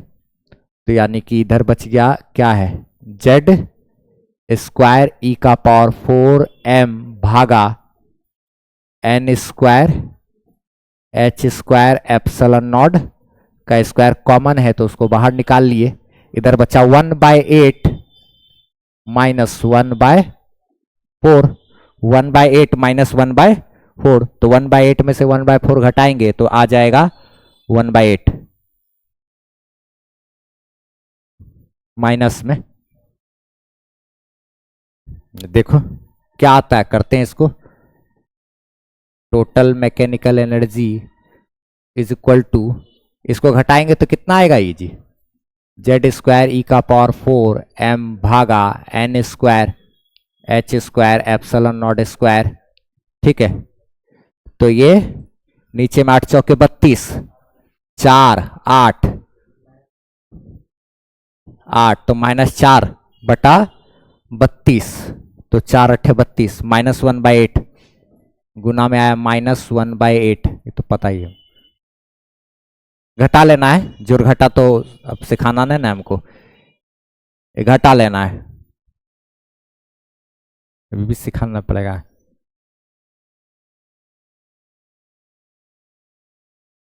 ठीक है, तो ये आया -1/8, ठीक है। अच्छा, तो -1/8 इसको घटा करके आया। अब इधर आगे हम लोग क्या करें, इसको इससे मल्टीप्लाई कर देंगे, तो total mechanical energy is equal to, ये क्या हो जाएगा, माइनस जेड स्क्वायर ई का पावर 4m भागा 8n square h square epsilon naught का स्क्वायर। ये हमारा क्या हो गया, वैल्यू किसका, टोटल मैकेनिकल एनर्जी का। फॉर H एटम देखो तो, अच्छा एक चीज यहां पे एक चीज देखो तो, जो टोटल मैकेनिकल एनर्जी है वो जेड स्क्वायर और एन स्क्वायर ये सब में डिवाइडेड है, इस प्रकार से है। अच्छा, तो यह जेड स्क्वायर का ऊपर में सीधा संबंध है, एन स्क्वायर के साथ इनवर्सली प्रोपोर्शनल के रिलेशन में है। तो ये बात का ध्यान रखना है, ये सब छोटा छोटा चीज। और एक बात, यानी कि नंबर ऑफ ऑर्बिट अगर बढ़ेगा, ऊपर जाएगा, तो पहला ऑर्बिट और दूसरा ऑर्बिट, तीसरा ऑर्बिट, चौथा ऑर्बिट, ऑर्बिट बढ़ने से एनर्जी हमारा बढ़ना चाहिए। एक चीज देखो, एक बात और, यहां पे जैसा दिख रहा है ये माइनस साइन का अर्थ होने के कारण थोड़ा सा हम लोग जैसे अगर सोचेंगे कि नंबर ऑफ ऑर्बिट अगर बढ़ेगा मेरा, तो एनर्जी का जो वैल्यू है वो निगेटिव में मेरा घटना शुरू करेगा। जैसे माइनस में अगर यहां पे एन स्क्वायर के जगह पे मान लिया जाए माइनस में 13 है अभी, और एन का मान कुछ हो गया तो -12, फिर एन का मान बढ़ाएंगे तो माइनस मान लिया जाए 10 हो गया, फिर एन का मान बढ़ाए तो -9 हो गया। तो निगेटिव में घटना एक प्रकार का बढ़ना होता है ना। तो और हम लोग एक बात जानते हैं कि कभी भी ऑर्बिट में नीचे से ऊपर की तरफ जाएंगे, ऑर्बिट में ऊपर जाएंगे तो एनर्जी बढ़ता है इलेक्ट्रॉन का। इलेक्ट्रॉन का एनर्जी उसमें क्या हो जाता है, बढ़ जाता है, इंक्रीज करता है ना।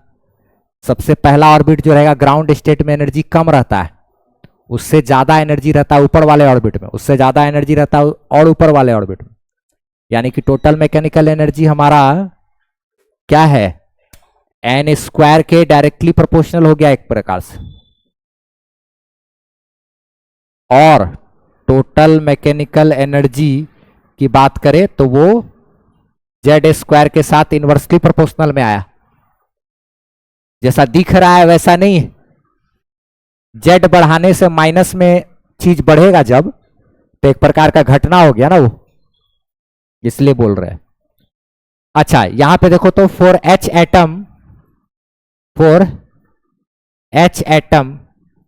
एटम का मतलब for hydrogen atom Z is equal to 1, therefore total mechanical energy is equal to कितना हो जाएगा बताओ इसी को, -e⁴ m भागा 8 n square h square epsilon naught का स्क्वायर। ऐसे लिखेंगे। अगर H एटम के लिए, ज्यादातर H एटम के लिए निकालने के लिए बोलेगा तो हम लोग शुरू से चाहते तो Z के जगह पे 1 लेकर के चल सकते थे। अगर H एटम के लिए बोलता है ये पूरा डेरिवेशन करने, खाली क्वेश्चन में मान लिया जाए डिराइव करने के लिए बोलेगा H एटम के लिए, तो हम लोग यहां पे खाली एक प्लस ई लेकर के भी काम कर सकते हैं, हर जगह से Z हट जाएगा। अगर H एटम के लिए बोलेगा हाइड्रोजन एटम के लिए तो Z हट जाएगा, खाली प्लस ही रहेगा। बाकी सब कुछ उसी तरीके से हम लोग यहां पे ऐसे कैलकुलेट करेंगे ये सब, ये टोटल। अब ये जो डाटा आया है टोटल मैकेनिकल एनर्जी वाला, ये वाला जो डाटा है, इस डाटा में देखो E इलेक्ट्रॉन का चार्ज है, ये इलेक्ट्रॉन का मास है, ये प्लैंक्स कांस्टेंट है, ये एप्सिलॉन नॉट है, ये 8 है, सब फिक्स होता है, सबका वैल्यू फिक्स है। तो यहां पर एक चीज देखो तो नोट में ध्यान रखना कि जो टोटल मैकेनिकल एनर्जी बराबर क्या है हमारा, माइनस में 1/n स्क्वायर इंटू उधर देखो तो क्या है टोटल डाटा, e⁴ m भागा 8 h square epsilon not square, यही तो डाटा है ना, 8 h square epsilon not square. n को तो साइड कर लिए ना, n को साइड कर लिए। अच्छा, अब ये जो चीज है ये सारा मेरा कांस्टेंट है, ये पूरा का पूरा जो है मान वो मेरा फिक्स है। तो सारा जो फिक्स होता है तो उसका वैल्यू आता है -1/n स्क्वायर इंटू इसको, ये जो वैल्यू है वो होता है 13.6। तो ये एनर्जी हमारा, ये टोटल, दिस एनर्जी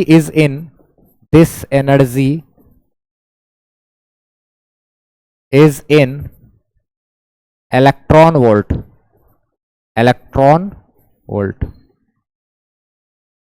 ये एनर्जी हमारा इलेक्ट्रॉन वोल्ट में। तो अगर हमको टोटल एनर्जी अगर बात करें तो इलेक्ट्रॉन का एनर्जी अगर पहला ऑर्बिट में पूछेगा तो एन की जगह 1 डाल देंगे। खाली हाइड्रोजन के लिए ही बात कर रहे हैं, हम लोग पढ़ाई कर रहे हैं। अगर कोई स्पेशली कोई एटम आएगा, हाइड्रोजन की जगह हीलियम हो गया, तो ये Z² जिंदा रहेगा ना। यहां पे क्या आ जाएगा, Z² ना।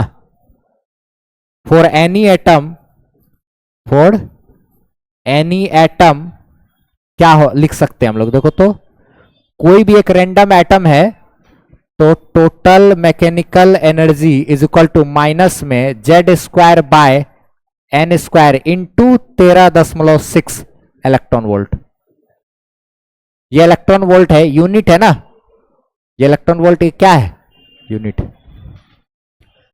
ना। फॉर एनी एटम ऐसा रहेगा, और फॉर हाइड्रोजन एटम ऐसा रहेगा। और हम लोग को पढ़ना है, we have to study only H atom. तो H एटम पे बातचीत करते हैं ज्यादातर हम लोग। इसमें क्या आते हैं, अगर मान लिया जाए हमको एक क्वेश्चन दे दे कि बताइए कि हाइड्रोजन के पहले ऑर्बिट में क्या एनर्जी होगा।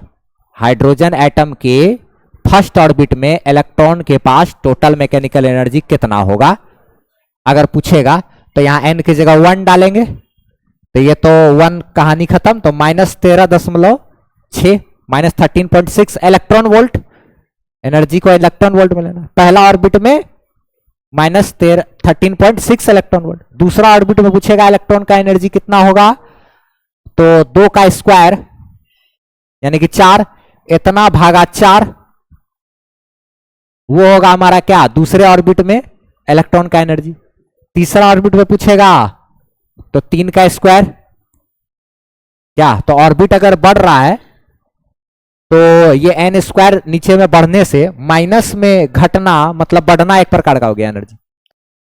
हेलो। तो ये इसमें हम लोग जैसे अगर क्वेश्चन दिया हुआ है कि find energy of electron in first, second, third, fourth and fifth orbit of H atom. तो हाइड्रोजन एटम के पहला, दूसरा, तीसरा, चौथा, पांचवा ऑर्बिट में इलेक्ट्रॉन का एनर्जी क्या रहता है, तो हम लोग क्या वही -13.6 बाय N², यही करेंगे, फॉर्मूला लगाएंगे। तो 13.6 इतना पहला ऑर्बिट में चाहिए, तो 1 का स्क्वायर यानी कि 1 रहा, यानी -13.6 इलेक्ट्रॉन वोल्ट। अच्छा, दूसरा ऑर्बिट में पूछेगा तो इसके जगह पे n के जगह 2 का स्क्वायर कर देंगे यानी कि 4। तो 13.6 भागा 4 इतना आ गया मेरा। अच्छा, तीसरा में पूछेगा तो 3 n के जगह पे 3 का स्क्वायर यानी कि 9। 13.6 भागा 9 करेंगे तो 1.51, सब निगेटिव में। और यहां पे फोर्थ ऑर्बिट में 4 का स्क्वायर यानी कि 16। 13.6 भागा 16 कितना आया, माइनस में, माइनस तो शुरू से ही लगा हुआ है, ये 0.85। फिर पांचवें ऑर्बिट में पूछा तो 25। 13.6 भागा 25 0.54, माइनस तो सब में लगा हुआ है। देखो तो ऑर्बिट अगर हम बढ़ा रहे हैं, नंबर ऑफ ऑर्बिट बढ़ा रहे हैं, तो क्या हो रहा है, अगर 1 2 3 4 ऑर्बिट का नंबर ऑफ ऑर्बिट बढ़ा रहे हैं तो हाँ, तो बढ़ा रहे हैं तो हमारा माइनस में देखो -13.6 से -3.4 हो गया, मतलब एनर्जी बढ़ गया। नेगेटिव में घटना मतलब क्या, बढ़ना, एनर्जी बढ़ गया, है ना। तो नंबर ऑफ ऑर्बिट के हमारा डायरेक्टली प्रोपोर्शनल है एनर्जी, भैया ये बात ध्यान रखना। नंबर ऑफ ऑर्बिट के स्क्वायर के साथ डायरेक्टली प्रोपोर्शनल होता है। यहां पे दिख रहा है उल्टा, लेकिन हम लोग डायरेक्टली प्रोपोर्शनल के इसमें लेंगे, इसको सेंस में लेंगे। अब यही से अगर मान लिया जाए, कभी कभी सवाल ऐसा पूछ देता है, पूछ देगा कि मान बताइए कि अगर एक इलेक्ट्रॉन दूसरे ऑर्बिट से जंप करके पहले ऑर्बिट में आ रहा है, दूसरे ऑर्बिट से, सवाल देखो कैसे पूछेगा, अगर कोई इलेक्ट्रॉन दूसरे ऑर्बिट से जंप करके पहले ऑर्बिट में आ रहा है, तब वह जो इलेक्ट्रोमैग्नेटिक वेव बाहर निकालेगा, जब भी अपर ऑर्बिट से दूसरे से जंप करके पहला में आएगा तो इलेक्ट्रोमैग्नेटिक वेव निकालेगा। जब इलेक्ट्रोमैग्नेटिक वेव बाहर निकालेगा तो उस इलेक्ट्रोमैग्नेटिक वेव का फ्रीक्वेंसी बताइए कितना होगा। तो देखो सवाल को कैसे करेंगे, क्या E2 - E1 बराबर h न्यू, हम लोग पढ़े इसका एनर्जी माइनस इसका एनर्जी, एनर्जी का जो गैप होगा इतना में से इतना घटाएंगे तो एनर्जी निकलेगा 10.2 होगा शायद। तो 10.2 इलेक्ट्रॉन वोल्ट बराबर क्या करना होगा, एच न्यू। एच न्यू करेंगे तो वहां से न्यू आ जाएगा हमारा। हम लोग जैसे इसी में बोलेगा ना कि किसी भी ऑर्बिट से जंप करके दूसरे में गए, तो हम लोग पहले भी पढ़े हैं E2-E1 बोर्स वाला मॉडल वगैरह में क्या। तो ये हमारा हम लोग क्या कहते हैं बोर्स एटॉमिक मॉडल के बारे में जाने सब कुछ। फ्रीक्वेंसी बराबर क्या होता है, E2-E1 भागा क्या H। अगर दूसरे ऑर्बिट से जंप करके पहले में आया या किसी तीसरे से जंप करके दूसरे में आया, तो जिसमें ज्यादा एनर्जी है तीसरा में से दूसरा का एनर्जी को घटा देंगे, भागा H, फ्रीक्वेंसी आ जाएगा। तो इस प्रकार से सवाल भी रहता है, ठीक है, कि अगर कोई हायर ऑर्बिट से जंप करके अगर लोअर ऑर्बिट में आ रहा है तो जो इलेक्ट्रोमैग्नेटिक वेव निकालेगा उसका फ्रीक्वेंसी बताइए या फिर वेवलेंथ बताइए। तो फ्रीक्वेंसी या वेवलेंथ अगर चाहिए तो जो एनर्जी का गैप है वो बराबर एच न्यू रखेंगे तो फ्रीक्वेंसी मिलेगा। अगर एनर्जी का गैप बराबर एच सी बाय लेमडा रखेंगे तो हमको वेवलेंथ मिल जाएगा। तो जैसे कि अगर मान लिया जाए हम एक सवाल देते हैं, इसी में हम लोग जो अभी तक इसमें पढ़ रहे हैं बोर्स का मॉडल, बोर्स एटॉमिक मॉडल चल रहा है ना, तो इसमें एक चीज है, कहाँ गया, हाँ, इसमें अगर एक सवाल देते हैं कि अगर मान लिया जाए कोई इलेक्ट्रॉन दूसरे ऑर्बिट से जंप करके अगर पहले ऑर्बिट में आता है हाइड्रोजन एटम में, तो बताइए जो इलेक्ट्रोमैग्नेटिक वेव बाहर निकलेगा उसका वेवलेंथ कितना होगा। ये सवाल हम देते, देखते कौन बना पाता है इसको।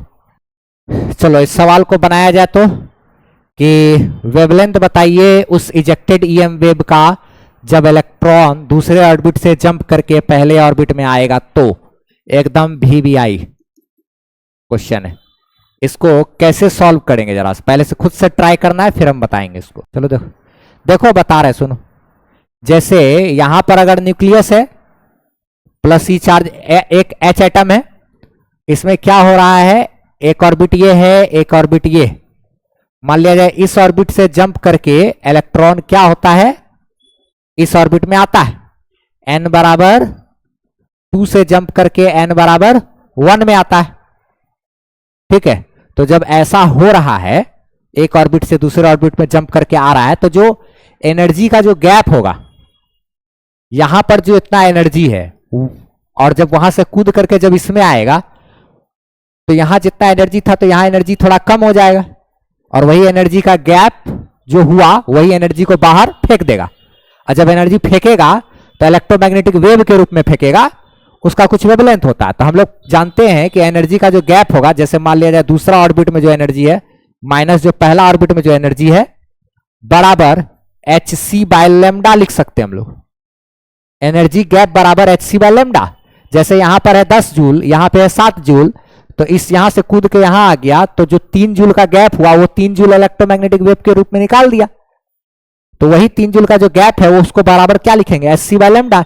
या फिर अगर हमको फ्रीक्वेंसी बोलता तो हम लिखते E2-E1 बराबर क्या, एच न्यू। एच न्यू तो एच भाग में चला जाता तो न्यू निकल जाता फ्रीक्वेंसी, जैसा कि हम लोग पढ़ चुके हैं यहां पर।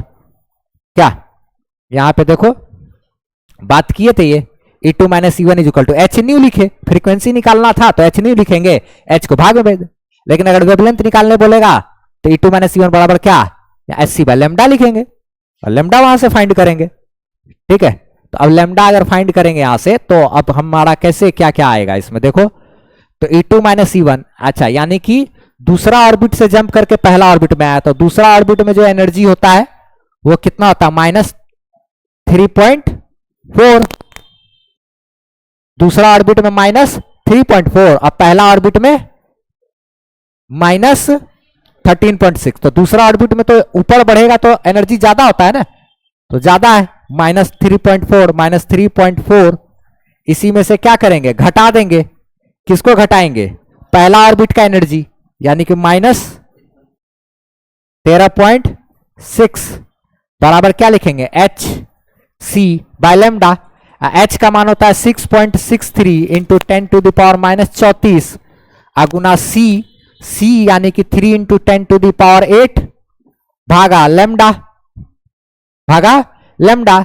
अच्छा इधर देखो तो -3.6 माइनस माइनस प्लस 13.6 बराबर H और C को जब गुना करते हैं ना, H और C को जब गुना करते हैं तो ये आता है 1240, 3.4 सही बात है, यहां 3.4 होगा जब ये -3.4। अच्छा और ये हो जाएगा 10.2। अच्छा जब H और C दोनों कांस्टेंट है ना, दोनों को गुना करने पर शायद ये 1240 आता है लगभग।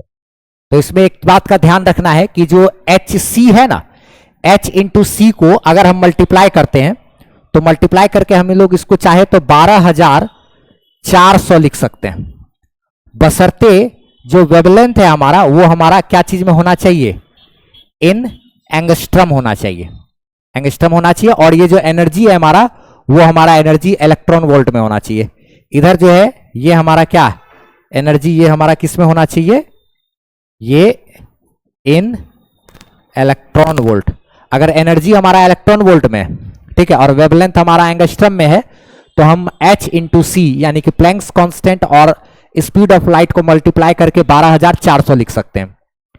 कभी कभी अगर मान लिया जाए लेमडा हमारा वेवलेंथ हमारा नैनोमीटर में रहे और एनर्जी हमारा इलेक्ट्रॉन वोल्ट में रहे, तब उस स्थिति में H इंटू सी मल्टीप्लाई होकर 1240 होता है। लेकिन अगर लेमडा यानी कि वेवलेंथ हमारा एंगस्ट्रम में रहे और एनर्जी हमारा इलेक्ट्रॉन वोल्ट में रहे तो उस स्थिति में हम लोग H इंटू सी को मल्टीप्लाई करके 12,400 लिखेंगे। अब यहां पर ये आप इस चीज डाटा को यूज कर सकते हैं, एनसीईआरटी भी करता है इस चीज को, ठीक है। अगर 1240 लिखेंगे तो यहां पे लेमडा हमारा नैनोमीटर में हो जाएगा, लेकिन लेमडा अगर एंगस्ट्रम में है तो ये ऊपर वाला हम लोग 12,400 लिखेंगे। तो H इंटू सी को आप हमेशा 12,400 लिखिए, ठीक है, और उसमें ध्यान रखिएगा कि लेमडा एंगस्ट्रम में होगा अगर, और एनर्जी इलेक्ट्रॉन वोल्ट में। अगर आप H इंटू सी को 1240 लिख देते हैं तो लेमडा हमारा नैनोमीटर में हो जाएगा, एनर्जी इलेक्ट्रॉन वोल्ट में रहेगा, ठीक है। तो हम एंगस्ट्रम में लेके कम करते हैं, एंगस्ट्रम देखने में ठीक ठाक लगता है, भलीभूत हम लोग पढ़ी उससे मतलब पहचान है हमारा एंगस्ट्रम का, इसीलिए एंगस्ट्रम का मतलब 10⁻⁻10 मीटर में। तो चलिए अब उधर हम घटाएंगे तो क्या आ जाएगा, वो उधर आ गया कितना 10.2, वो इलेक्ट्रॉन वोल्ट में बराबर 12,400 भागा लेमडा। अच्छा इसी चीज को अब लेमडा इधर आएगा, ये इधर आएगा, तो लेमडा इज इक्वल टू 12,400 भागा 10.2। तो देखिए तो लेमडा इज इक्वल टू ये कितना आया 1215.6, 1215.6 इतना एंगस्ट्रम, ठीक है, इतना एंगस्ट्रम। ये हमारा वेवलेंथ हुआ। किस चीज का भैया वेवलेंथ हुआ, जब इलेक्ट्रॉन सेकेंड ऑर्बिट से जंप करके फर्स्ट ऑर्बिट में आएगा तब जो इलेक्ट्रोमैग्नेटिक वेव बाहर निकालेगा उस इलेक्ट्रोमैग्नेटिक वेव का जो वेवलेंथ होगा लेमडा, वही है हमारा 115.6 एंगस्ट्रम। नैनोमीटर में होगा तो नैनोमीटर में अगर किसी चीज को लिखना है तो इसमें हमको और क्या करना पड़ेगा, 10 से गुना कर देंगे, यानी कि 121.56 हो जाएगा। तो ये हम लोग इस तरीके से ये सब बात किए, फिर आगे अब हम लोग को और भी चर्चा करना है, ठीक है। तो बोर्ड्स मॉडल हम लोग का चल रहा था लेक्चर 2 में हम लोग क्या क्या चीज पढ़े हैं जरा सा एक बार उसको एक लाइन से देख लेते हैं। ये सब सारा चीज यहां तक हम लोग किए, एनर्जी वगैरह भी कैलकुलेट किए, ठीक है, ठीक। अब हम लोग को स्पेक्ट्रम ऑफ एटम देखना है, स्पेक्ट्रम हाइड्रोजन स्पेक्ट्रम वगैरह देखना, Lyman series, बामर Paschen fund Brackett series, जो कि आपका 11th वगैरह में भी पढ़ा हुआ, वही सब चीज करेंगे। इजेक्टेड ईएम वेव का वेवलेंथ वगैरह इसी तरीके से हम लोग कैलकुलेट वगैरह करेंगे। रिडबर्ग कांस्टेंट के बारे में जानेंगे अब, ठीक है। अब हम लोग बात करेंगे थोड़ा हाइड्रोजन स्पेक्ट्रम के बारे में। हाइड्रोजन स्पेक्ट्रम क्या होता है समझते हैं इसको, स्पेक्ट्रम ऑफ एटम। जैसे कि कभी भी इलेक्ट्रॉन अगर ऊपर वाले ऑर्बिट से जंप करके नीचे वाले ऑर्बिट में आता है, तो ऊपर वाले ऑर्बिट से जंप करके नीचे वाले ऑर्बिट में जब आएगा तो एनर्जी ऊपर वाले ऑर्बिट में ज्यादा रहता है, नीचे वाले ऑर्बिट में कम। तो ऊपर से जंप करके जब नीचे आता है तो एनर्जी को बाहर निकालता है, एनर्जी रेडिएट करता है। हम लोग बोर्स मॉडल में इसका बात किए हुए हैं कि ऑर्बिट है, इलेक्ट्रॉन अगर इस ऑर्बिट से जंप करके इस ऑर्बिट में आएगा तो क्या करेगा, एनर्जी बाहर निकालेगा फोटोन के रूप में या फिर इलेक्ट्रोमैग्नेटिक वेव के रूप में बाहर निकालता है। तो ठीक है, बाहर जो निकालता है तो आखिर जो इलेक्ट्रोमैग्नेटिक वेव के रूप में एनर्जी को बाहर निकाल रहा है ये, उस इलेक्ट्रोमैग्नेटिक वेव का कुछ ना कुछ वेवलेंथ भी होगा। ईएम वेव की बात करें, इलेक्ट्रॉन ऊपर वाले ऑर्बिट से जंप करके नीचे वाले ऑर्बिट में जब आता है तो एनर्जी को रिलीज करता है फोटोन या इलेक्ट्रोमैग्नेटिक वेव के रूप में। तो जब बाहर एनर्जी को रिलीज कर रहा है इलेक्ट्रोमैग्नेटिक वेव के रूप में, तो जाहिर सी बात है उस इलेक्ट्रोमैग्नेटिक वेव का कुछ ना कुछ वेवलेंथ होगा। अच्छा, तो कभी हो सकता है कि दूसरे ऑर्बिट से जंप करके पहले ऑर्बिट में आए, कभी ऐसा हो सकता है कि तीसरे ऑर्बिट से जंप करके पहले ऑर्बिट में आए, कभी तीसरे से जंप करके दूसरे में आए, चौथे से जंप करके दूसरे में आए, पांचवें से जंप करके तीसरे में आए। तो किसी भी ऑर्बिट से जंप करके किसी भी ऑर्बिट में आ सकता है। अगर ऐसा होता है उस वक्त जो ईएम वेव बाहर निकालेगा उसका जो वेवलेंथ होता है, उन सभी वेवलेंथ को अगर हम एक सीरीज में सजा दें, ठीक है, तो उसी सीरीज को हम लोग कहते हैं हाइड्रोजन स्पेक्ट्रम। कभी भी इलेक्ट्रॉन जंप करके जब निचले ऑर्बिट में आता है, ट्रांजिशन करता है, तो जो ईएम वेव बाहर निकालता है उस ईएम वेव का जो वेवलेंथ होगा, उस वेवलेंथ का जो सीरीज आएगा, उस सीरीज को ही हम लोग कहेंगे क्या, हाइड्रोजन स्पेक्ट्रम। बस एकदम सिंपल सा बात है। क्या चीज है ये, it is an arrangement of ejected EM wave. Electromagnetic wave जो है उसी का क्या करना है, हमको अरेंजमेंट करना है वही वेवलेंथ के अनुसार, उसके वेवलेंथ के अनुसार। जैसे कि अरेंजमेंट करते हैं ना विबग्योर, विबग्योर को नहीं इस तरीके से दिखलाते हैं, विबग्योर होता है ना 7 कलर वाला, वही पट्टी जैसा, वही उसी टाइप का चीज। It is an arrangement of ejected EM wave during transition of electron. यह इलेक्ट्रोमैग्नेटिक वेव का एक अरेंजमेंट है ट्रांजिशन के दौरान, जब इलेक्ट्रॉन अपना ऑर्बिट चेंज कर रहा हो उस दौरान जो बाहर निकला हुआ ईएम वेव हुआ उसी का एक अरेंजमेंट हो गया इन particular order of their wavelength. उसके वेवलेंथ जो है उसके हिसाब से ईएम वेव का अरेंजमेंट करना है हमको व्हाइट स्क्रीन पे। बस जो भी ईएम वेव बाहर निकल रहा है उसके वेवलेंथ के अनुसार ईएम वेव को एक व्हाइट स्क्रीन पर अरेंज करने का प्रक्रिया ही हमारा क्या है, हाइड्रोजन स्पेक्ट्रम है। सिंपल। अब इसी चीज को हम लोग आगे अच्छे से और विस्तार से समझेंगे। हाइड्रोजन स्पेक्ट्रम में वही है 11th केमिस्ट्री में पढ़ाया जाने वाला चीज, लाइमन सीरीज, बामन series, Lyman बामर Paschen fund bracket, इस सब का नाम 11th केमिस्ट्री में सुनता है लोग, ठीक है।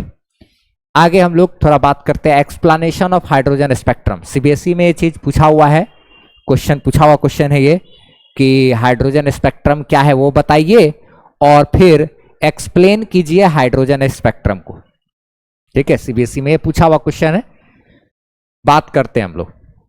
यहीं पर हम लोग जानेंगे एक रिडबर्ग कांस्टेंट के बारे में, ठीक है, वो पूछा जाने वाला चीज है, उसका यूनिट वगैरह बिहार बोर्ड में भी रहता है, बहुत काम का चीज है। देखा जाए जैसे कि अगर मान लिया जाए ये कोई एटम है, इसमें ni हो गया इनिशियल नंबर ऑफ ऑर्बिट, ये nf हो गया फाइनल नंबर ऑफ ऑर्बिट। जैसे इलेक्ट्रॉन इनिशियली इस ऑर्बिट से जंप करके इस वाले ऑर्बिट में अगर आया, यहां से जंप करके यहां आया, तो जाहिर सी बात है इलेक्ट्रोमैग्नेटिक वेव या फोटोन बाहर निकालेगा और उस फोटोन का कुछ ना कुछ वेवलेंथ भी होगा। अच्छा, इस फोटोन का जो एनर्जी होगा उसके लिए फॉर्मूला लिख सकते हैं हम लोग hc/λ, या hν भी लिख सकते हैं, hc/λ भी लिख सकते हैं, वेवलेंथ के हिसाब से सजा रहे हैं ना, तो hc/λ पे काम करेंगे। अच्छा, जैसे यहां पे अगर उदाहरण के लिए यहां 10 जूल एनर्जी है, कूद के यहां आया, यहां 7 जूल एनर्जी है, 3 जूल एनर्जी बाहर निकाल लिया, तो वही 3 जूल एनर्जी बराबर hc/λ लिखेंगे, यानी यहां का एनर्जी माइनस यहां का एनर्जी बराबर hc/λ लिखेंगे।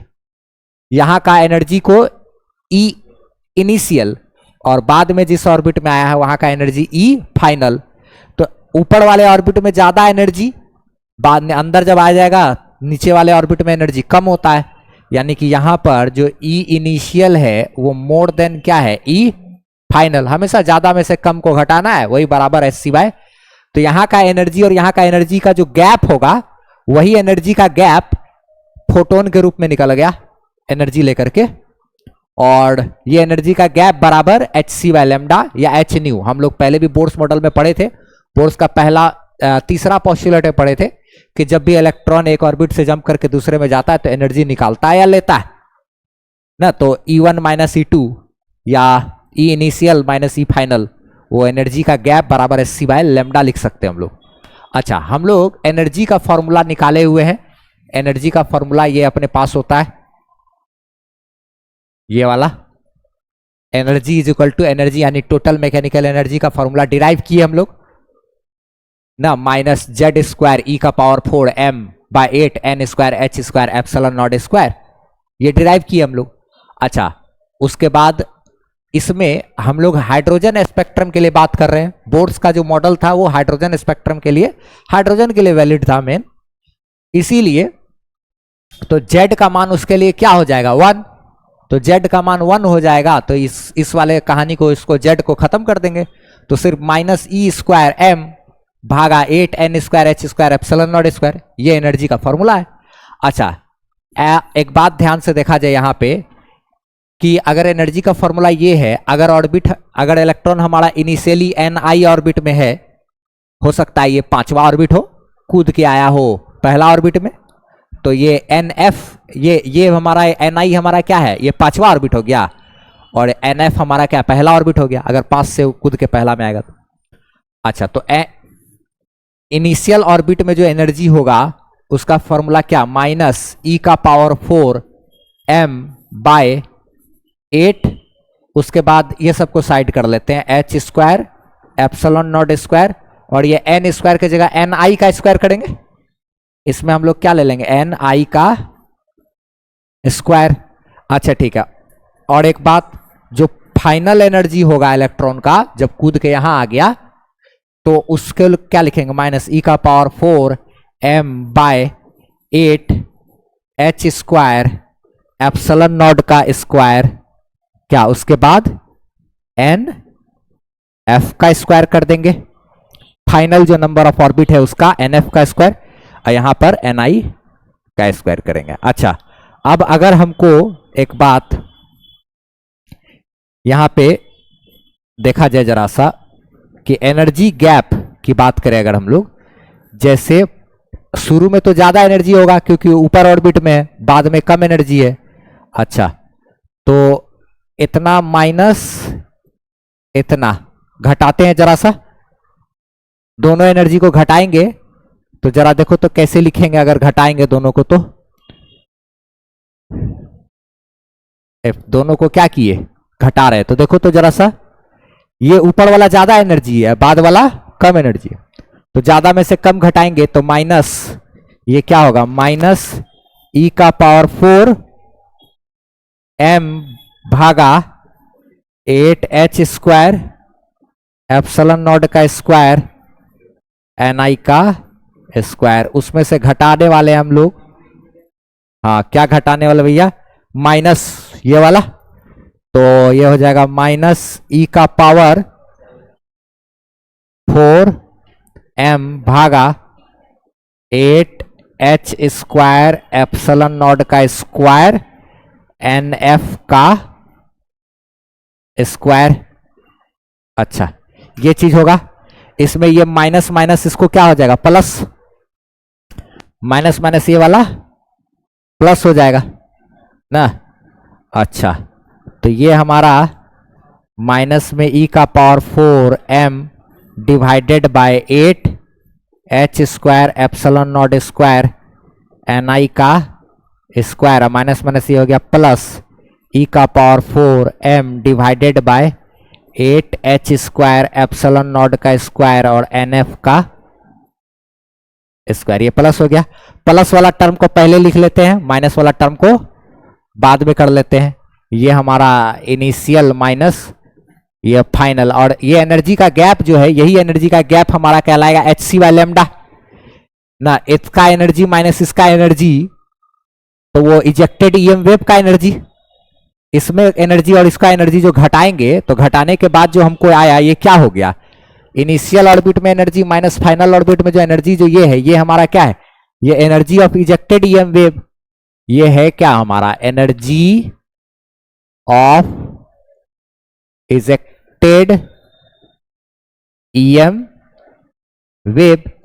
इजेक्टेड ईएम वेव का क्या हो गया, ये एनर्जी है ना, इसमें अगर ज्यादा एनर्जी, यहां कम एनर्जी, गैप हो गया एनर्जी का, जो बाहर ईएम वेव निकला उस ईएम वेव का एनर्जी हो गया वो, बराबर यहां पे इधर क्या है, प्लस वाला टर्म को पहले लिख लेते हैं, माइनस वाला टर्म को बाद में कर लेते हैं। E square M, E square, e का पावर 4 है कि ई का स्क्वायर है, ई का पावर 4 एम, ई का power 4 m divided by 8 h square epsilon not square, उसके बाद एनएफ का स्क्वायर है ना, एनएफ का स्क्वायर माइनस ई का power 4 m by 8 h square epsilon not square n i का स्क्वायर।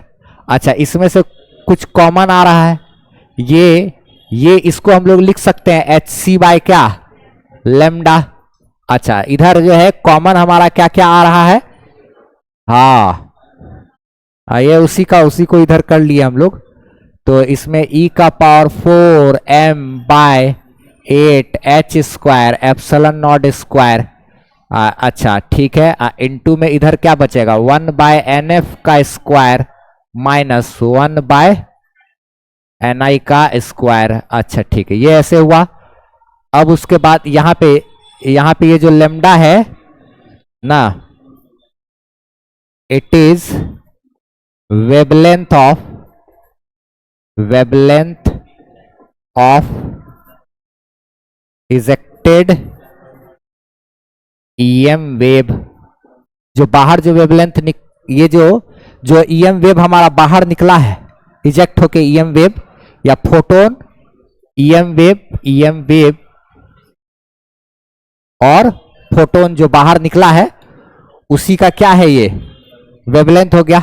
अच्छा, यहां पर एक चीज देखा जाए, 1 by lambda is equal to e का power 4 m divided by 8, h को इधर डिवाइड में भेज देंगे तो एच का पावर 3 हो जाएगा, एच इधर डिवाइड में आ गया, एच का पावर 3 एप्सिलॉन नॉट का स्क्वायर, थोड़ा अच्छा से लिख देते हैं, एच का पावर 3 एप्सिलॉन नॉट का स्क्वायर, एच तो आया गुना हो गया और सी है यहां, इनटू में 1 बाय एन एफ का square minus 1 by n i का स्क्वायर। इसको जो है ना, इसमें देखो ई इलेक्ट्रॉन का चार्ज 1.6 इंटू 10⁻⁻19 एक फिक्स संख्या है, इलेक्ट्रॉन का मास है ये 9.1 इंटू 10⁻31, ये भी फिक्स संख्या है, प्लैंक्स कांस्टेंट 6.63 इंटू 10⁻34 ये भी फिक्स है, एप्सिलॉन नॉट 8.85 इंटू 10⁻12 ये भी फिक्स है, सी 3 इंटू 10⁸ मीटर पर सेकंड सब फिक्स है।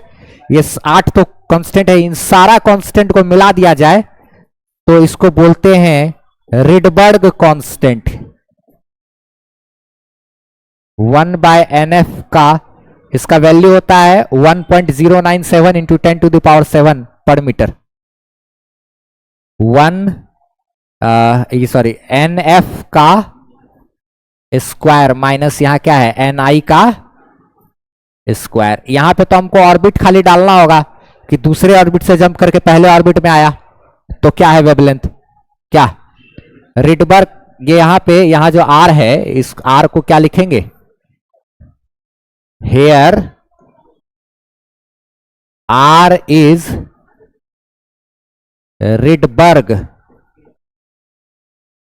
रिडबर्ग्स कांस्टेंट ना, एंड आर बराबर होता है 1.097 गुना 10⁻7 पर मीटर। देखो अब रिडबर्ग कांस्टेंट का यूनिट अगर रहेगा तो यूनिट हमारा पर मीटर में आएगा, पर मीटर, मीटर इनवर्स, ठीक है। इधर लंबाई है ना, तो इधर लंबाई 1 बाय लंबाई है ना, इसलिए इसका भी यूनिट 1 बाय लंबाई करके आता है। तो यहां पे इसको वैल्यू को डालेंगे तो अगर हमको मान लिया जाए कभी बोलेगा कि क्या कहते हैं कोई इलेक्ट्रॉन है जो दूसरे ऑर्बिट से जंप करके पहले ऑर्बिट में आया है, तो बताइए कि जो इलेक्ट्रोमैग्नेटिक वेव बाहर निकलेगा उस इलेक्ट्रोमैग्नेटिक वेव का वेवलेंथ क्या होगा। हम लोग एक सवाल तो कर चुके हैं ना इधर एक फॉर्मूला पे, याद करो, find wavelength of ejected EM wave when an electron jumps from second orbit to the first orbit. जब इलेक्ट्रॉन दूसरे ऑर्बिट से जंप करके पहले ऑर्बिट में आता है तो जो बाहर इलेक्ट्रोमैग्नेटिक वेव निकलेगा उसका वेवलेंथ कितना होगा, तो ये हम लोग निकाल चुके हैं पहले। तो जब हम लोग ये निकाल चुके हैं इस तरीके से एनर्जी का गैप बराबर एससी बाय लैम्डा करके, ठीक है, इसमें तो हमको याद करना पड़ता है ना कि एनर्जी कौन सा ऑर्बिट में कितना कितना है। -13 ये पहला ऑर्बिट में -13.6, दूसरा ऑर्बिट में -3.4, ये हमको याद करना पड़ता था, ठीक है। तो अब हमको ये याद नहीं करना पड़ेगा। अब एक नया फॉर्मूला बताएं, अगर यहां पर इस फॉर्मूला फॉर्मेट के हिसाब से अगर आ रहा है उतना, तो उस फॉर्मूला से भी हमको वही वेवलेंथ आना चाहिए 12-15.6 एंगस्ट्रॉम जब इलेक्ट्रॉन दूसरे ऑर्बिट से जंप करके पहले ऑर्बिट में आएगा। तो अब हम लोग एक क्वेश्चन करते हैं जिसमें कि लिखेंगे कि इलेक्ट्रॉन अगर जंप कर रहा है दूसरे ऑर्बिट से और जंप करके पहले ऑर्बिट में आ रहा है तो बाहर निकलने वाले किसका, इजेक्टेड ईएम वेव का वेवलेंथ क्या होगा, और उसको इस फॉर्मूला से निकालते हैं और फिर देखते हैं कि वही 12-15.6 आता है कि नहीं, 12-15.6 एंगस्ट्रॉम आता है कि नहीं। चलो उसको करते हैं क्वेश्चन। देखो तो क्या क्वेश्चन क्या है कि find the wavelength of ejected EM wave when electron jumps from second orbit to first orbit. जब इलेक्ट्रॉन हमारा सेकंड ऑर्बिट से जंप करके पहले ऑर्बिट में आता है तो बाहर निकलने वाले इलेक्ट्रोमैग्नेटिक वेव का वेवलेंथ बताइए, और इसको इस फॉर्मूला से कैलकुलेट करते हैं। तो 1 by lambda is equal to Rydberg constant into क्या 1 बाय एनएफ का स्क्वायर माइनस 1 बाय एनआई का स्क्वायर। क्या इसका यूनिट जो है ना, ये यूनिट ये भी आई हो गया, यूनिट ध्यान रखना है। तो ठीक है, तो रिडबर्ग कांस्टेंट का वैल्यू यहां डाल दिए, 1 by lambda is equal to 1.097 into 10 to the power 7। अच्छा, तो 1 by lambda is equal to, इसको जरा सॉल्व करेंगे अगर, तो 1.097 इंटू 10 टू द पावर 7, इधर क्या 1 बाय 1, ये तो 1 हो गया, तो ये क्या है हमारा 1 माइनस 1 बाय 4, तो 1 माइनस 1 बाय 4, तो ये क्या हो जाएगा 3 बाय 4 कट करके।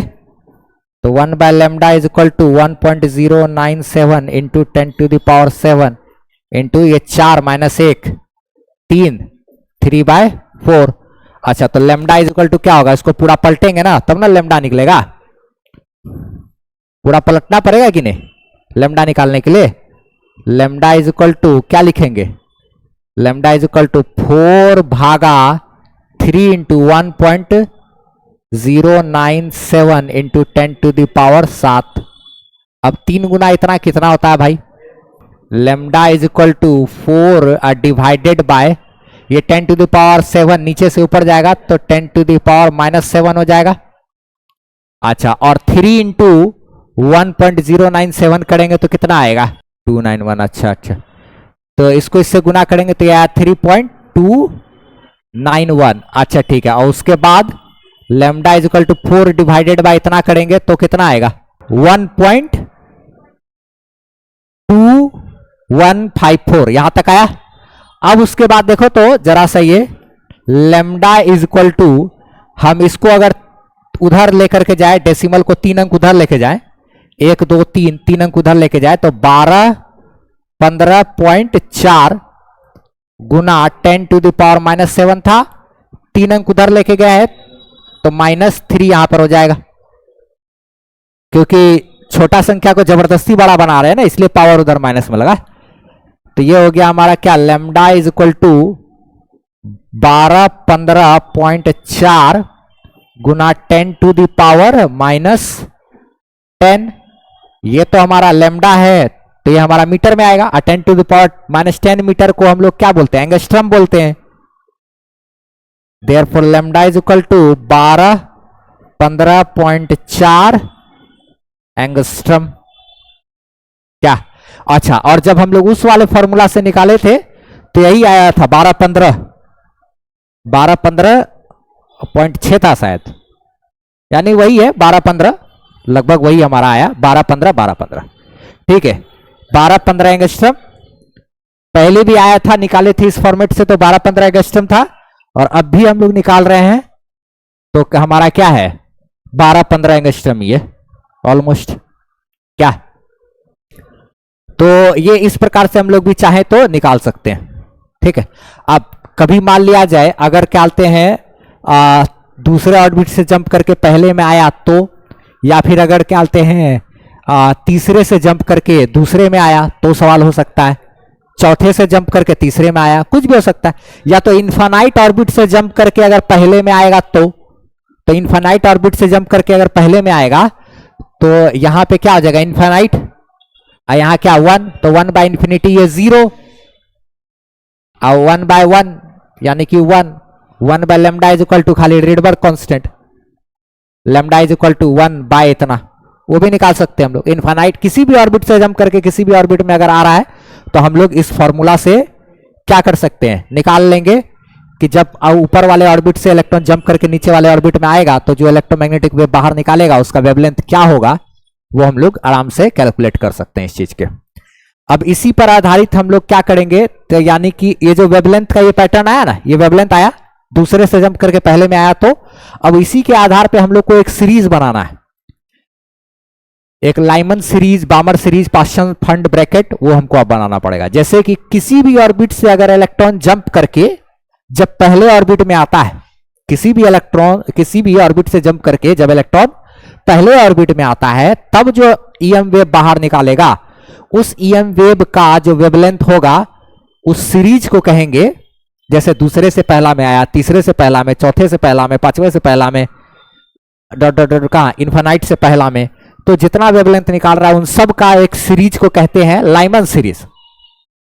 और जब इलेक्ट्रॉन किसी भी ऑर्बिट से जंप करके दूसरे ऑर्बिट में आ रहा है तब जो वेवलेंथ निकालता है उन सब का वेवलेंथ का जो सीरीज होगा उसको बामर series, Lyman series, बामर series, fund bracket, ये सब आता है। तो यही चीज का हमको एक अब पैटर्न बनाना पड़ेगा और फिर हमको बताना पड़ेगा कि वेवलेंथ कहां से लेकर के कहां तक लाई करता है लाइमन सीरीज में, फिर हमको बताना पड़ेगा कि वेवलेंथ कहां से लेके कहां तक बामर सीरीज में, कहां से कहां तक फंड सीरीज में, ब्रैकेट सीरीज में। ये चीज सीबीएसई में पूछा हुआ क्वेश्चन है, वो चीज ठीक है।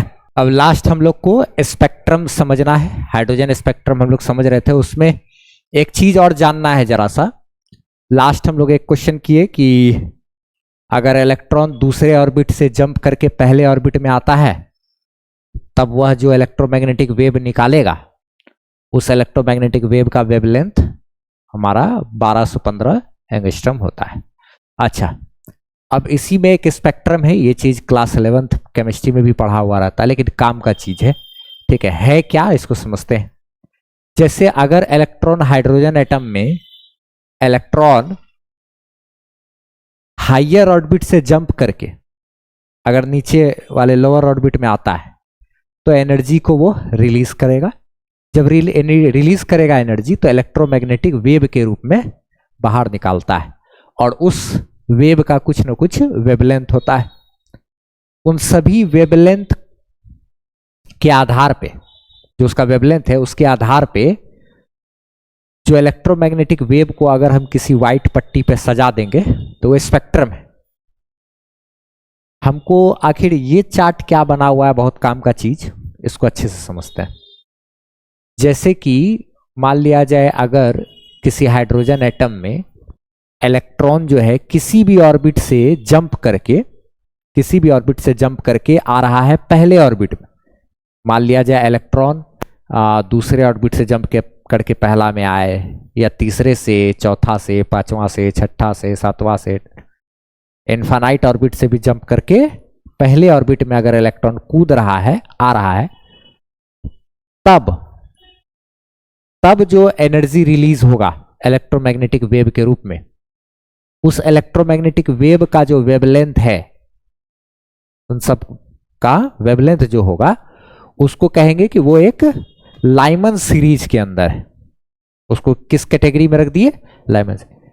यानी कि अक्सर ये देखा गया है कि किसी भी ऑर्बिट से जंप करके जब इलेक्ट्रॉन पहले ऑर्बिट में आता है, तब वह जो इलेक्ट्रोमैग्नेटिक वेव बाहर निकालता है, वह इलेक्ट्रोमैग्नेटिक वेव एक अल्ट्रावायलेट रेज होता है, अल्ट्रावायलेट रेज निकालता है। किसी भी ऑर्बिट से इलेक्ट्रॉन जंप करके जब पहले ऑर्बिट में आता है तो वह हमेशा अल्ट्रावायलेट रेज निकालता है। तो कहेंगे और वो सब जो वेवलेंथ जो निकाल रहा है, उस वेवलेंथ का सीरीज को कहेंगे क्या, लाइमन सीरीज, लाइमन सीरीज। ठीक है। और इसमें रेंज कहां से कहां तक होता है, 911 एंगस्ट्रम से 1215 एंगस्ट्रम के बीच। ये रेंज कैसे निकाले हैं वो भी बता देते हैं। जैसे ये रेंज अगर हमको निकालना है, ठीक है, तो ये कैसे निकलेगा ये भी हम अभी बता देंगे, फिलहाल हम बाकी लोग को भी समझ लेते हैं। उसी प्रकार अगर इलेक्ट्रॉन, हाइड्रोजन एटम में इलेक्ट्रॉन किसी भी ऑर्बिट से जंप करके तीसरा, चौथा, पांचवा, छठा, इन्फानाइट किसी भी ऑर्बिट से जंप करके अगर दूसरे ऑर्बिट में आकर आता है, इलेक्ट्रॉन जब हाइड्रोजन एटम में अपना एनर्जी रिलीज करतेगा, किसी भी ऑर्बिट से जंप करके निचले दूसरे ऑर्बिट में आ रहा है, तो जो एनर्जी निकालेगा, इलेक्ट्रोमैग्नेटिक वेव जो निकालेगा, वह इलेक्ट्रोमैग्नेटिक वेव एक विजिबल रेज होगा, यानी विबग्योर में से कोई एक निकालेगा या विबग्योर निकालेगा। अच्छा, तो ठीक है, किसी भी ऑर्बिट से जंप करके अगर दूसरे में आता है तो, और तब वो जो वेवलेंथ का जो वेव निकाल रहा है, उस वेवलेंथ का सीरीज को कहेंगे क्या, बामर सीरीज। वेवलेंथ का सीरीज, वेवलेंथ का जो रेंज है उसको कहेंगे बामर सीरीज। किसी ऑर्बिट से जंप करके आएगा तीसरे में, तब जो वेवलेंथ का ईएम वेव निकलेगा, उस वेवलेंथ का सीरीज को कहेंगे पाश्चन सीरीज। किसी भी ऑर्बिट से जंप करके आएगा चौथे में, ठीक है, तब जो ईएम वेव निकालेगा, उस ईएम वेव का जो वेवलेंथ सब होगा, उसका सीरीज को कहेंगे ब्रैकेट सीरीज। ऐसे ढेर सारा है। ठीक है। इसमें कितना से कितना वेवलेंथ के बीच होता है, 911 से 1215 एंगस्ट्रम के बीच। इसमें जो है 3646 एंगस्ट्रम से 6563, यानी कि वही 3500 से 6500 के बीच, इस हिसाब किताब का लगभग। ये सब कैलकुलेट करोगे तो आएगा। हम लोग के पास एक फॉर्मूला है, 1/λ is equal to Rydberg constant into 1/nf² minus 1/ni²। उससे भी हम लोग ये सब रेंज निकाल सकते हैं। अच्छा, तो अगर लाइमन सीरीज का सब में है तो वेवलेंथ सब किसके करस्पॉन्ड है, ये बता रहा है किसको, अल्ट्रावायलेट रीजन आता है। Lyman series ultraviolet, बामर series visible region, पाश्चन series से लेकर के इधर जो भी है सब इंफ्रारेड में आएगा। ठीक है। अच्छा, अब हम ये रेंज कैसे निकालें, तो पहले एक काम करते हैं। एक तो क्या कहते हैं, इलेक्ट्रॉन जब कूद करके आएगा दूसरे ऑर्बिट से पहला ऑर्बिट में, तब जो वेवलेंथ निकलेगा वो वेवलेंथ मेरा 1215 एंगस्ट्रम है। हम लोग निकाले हैं लास्ट सवाल। एक बार क्या कर देना है, हाँ, एक बार क्या कर देना है, इनफाइनाइट ऑर्बिट से जंप करा के यहां लाएंगे।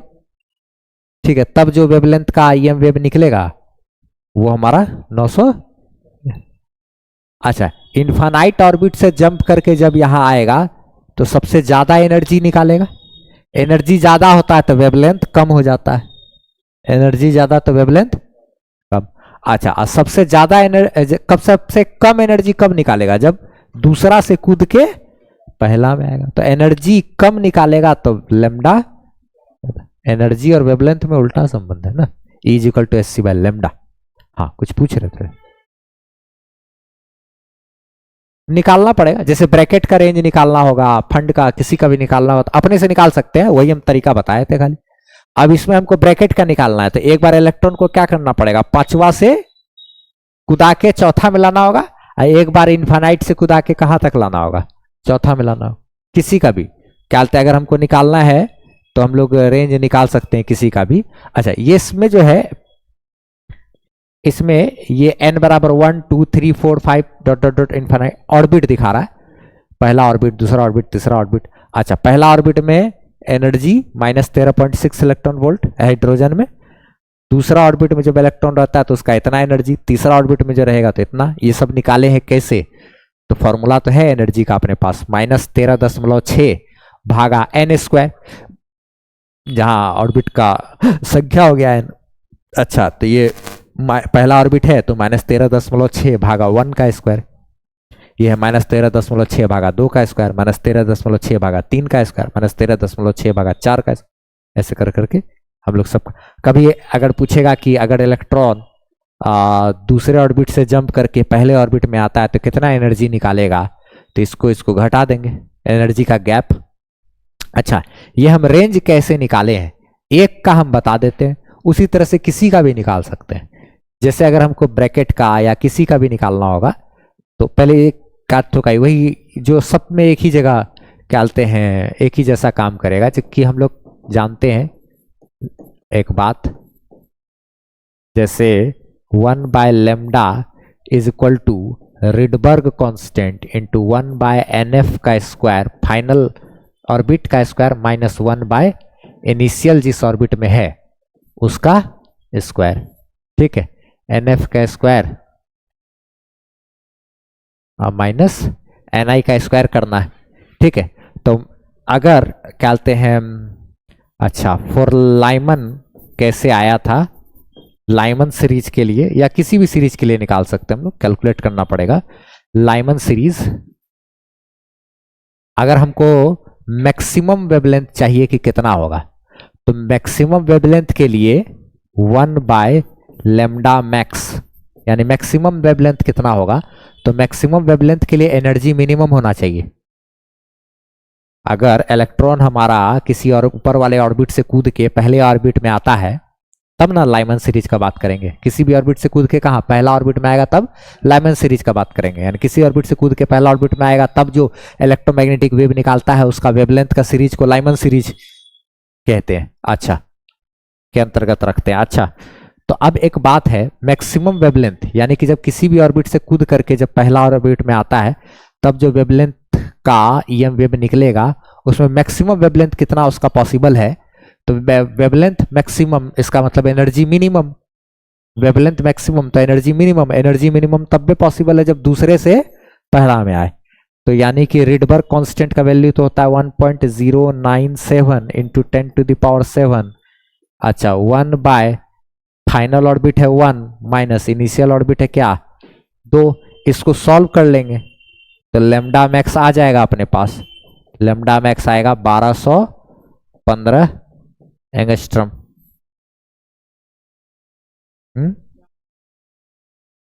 2 का स्क्वायर करेंगे तो हाँ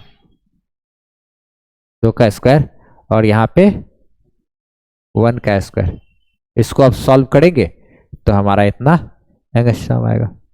अच्छा, अब इसी में ही कहते हैं करेंगे तो कुछ हो सकता है 1215 गुना 10 का पावर -10, 1215 गुना 10 का पावर -10 होगा तो सॉल्व करके आ जाएगा। अच्छा, इसी में अगर हमको निकालना था लैम्डा मिनिमम, मिनिमम वेवलेंथ कितना होगा, तो मिनिमम वेवलेंथ के लिए एनर्जी होना चाहिए मैक्सिमम। तो एनर्जी मैक्सिमम कब होगा, जब इनफाइनाइट ऑर्बिट से कूद के पहला में आएगा।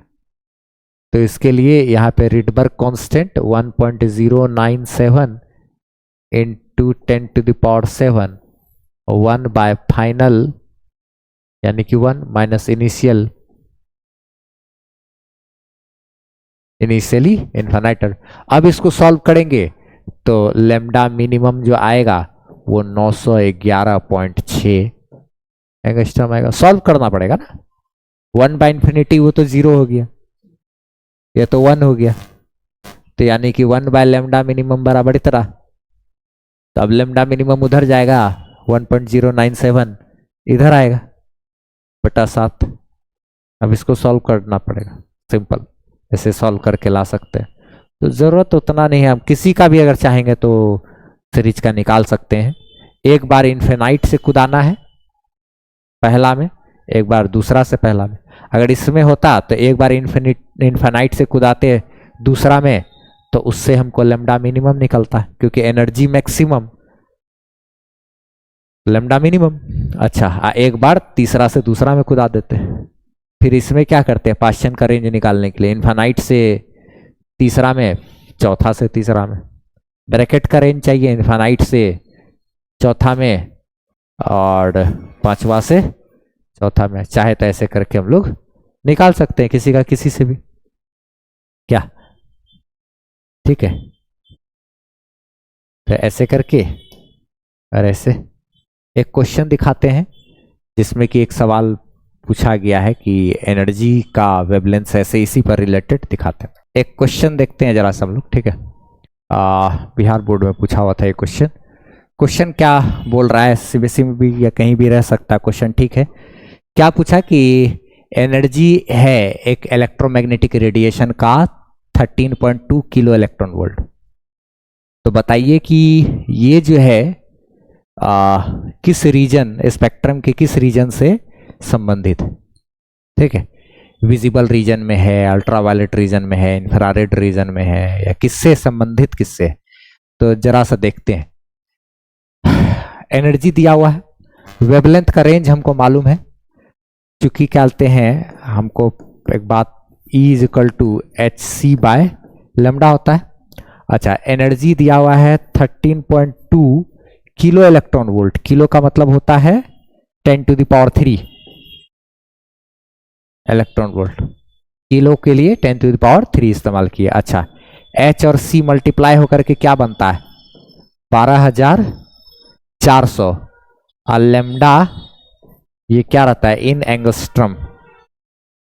अगर लेमडा हमारा एंगस्ट्रम में रहे और एनर्जी इलेक्ट्रॉन वोल्ट में रहे तो H और C मल्टीप्लाई होके 12,400 होता है, ठीक है।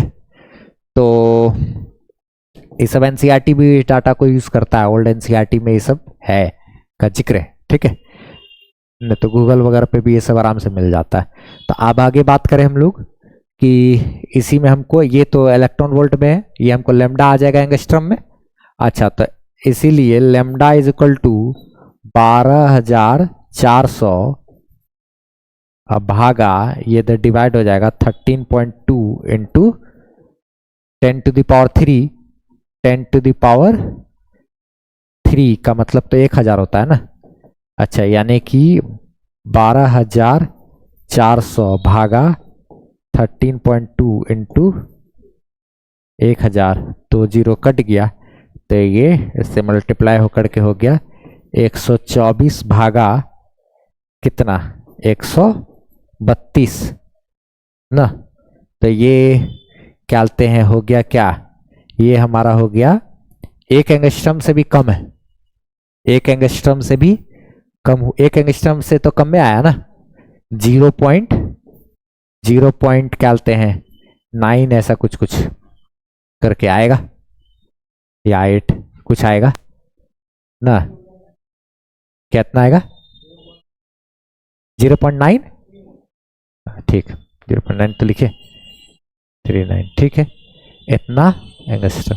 यानी कि ये जो है lambda is less than 1 angstrom, lambda is less than 1 angstrom. 1 angstrom से छोटा है वेवलेंथ, तो 1 एंगस्ट्रम से छोटा है वेवलेंथ, तो इंफ्रारेड, अल्ट्रावायलेट और विजिबल में तो आया ही नहीं। देखो क्या बोलते हैं, अल्ट्रावायलेट का भी रेंज कहां से कहां तक एंगस्ट्रम तक है, सब उधर बढ़ते चले जाएगा। तो ये 1 एंगस्ट्रम से भी छोटा आ गया, यानी इन सब में से तो नहीं है। लाइमन, बामर, पाश्चन में नहीं है। क्या है ये बामर का है ना, लाइमन है, पाश्चन है, ये सब में से तो नहीं है भैया। तो ये हमारा क्या हो गया एक्सरेज है, और एक्सरेज का होता है चैप्टर नंबर 8 में है इसका जानकारी। अगर वेवलेंथ हमारा एक्सरे सबका क्या 1 एंगस्ट्रम या उससे कम, ठीक है। तो इसका आंसर क्या हो गया, इसका संबंध किससे, एक्सरे से। तो इस प्रकार हमारा ये चैप्टर खत्म हो गया। अब इसका प्रीवियस ईयर का क्वेश्चन जितना बनाएंगे उतना ज़्यादा अच्छा होता चला जाएगा, बस और कुछ है नहीं इसमें, ठीक है। नोट्स वगैरह हम वेबसाइट पे डाल देंगे, वहाँ से ले लेना है नोट्स। तो ये जो चैप्टर नंबर 12 था हमारा ये खत्म हो गया। अब हम लोग इसके बाद चैप्टर नंबर 13 स्टार्ट करेंगे। नोट्स हमारा जो है वेबसाइट www.physicsbyamunwar.com, यहाँ से आप ले सकते हैं, ठीक है। और कोई भी कंफ्यूजन रहा हो इस चैप्टर में पढ़ाई से रिलेटेड या कुछ भी, तो आप हमसे पूछ सकते हैं उसको, या तो कमेंट में भी पूछ लीजिए या फिर आप फुल स्क्रीन में देखिएगा तो आपको हमारा नंबर नजर आएगा, यहाँ भी फ़ोन नंबर है, आप हमको कॉल करके भी हमसे कांटेक्ट कर सकते हैं, कोई हेल्प चाहिए होगा तो। ठीक है।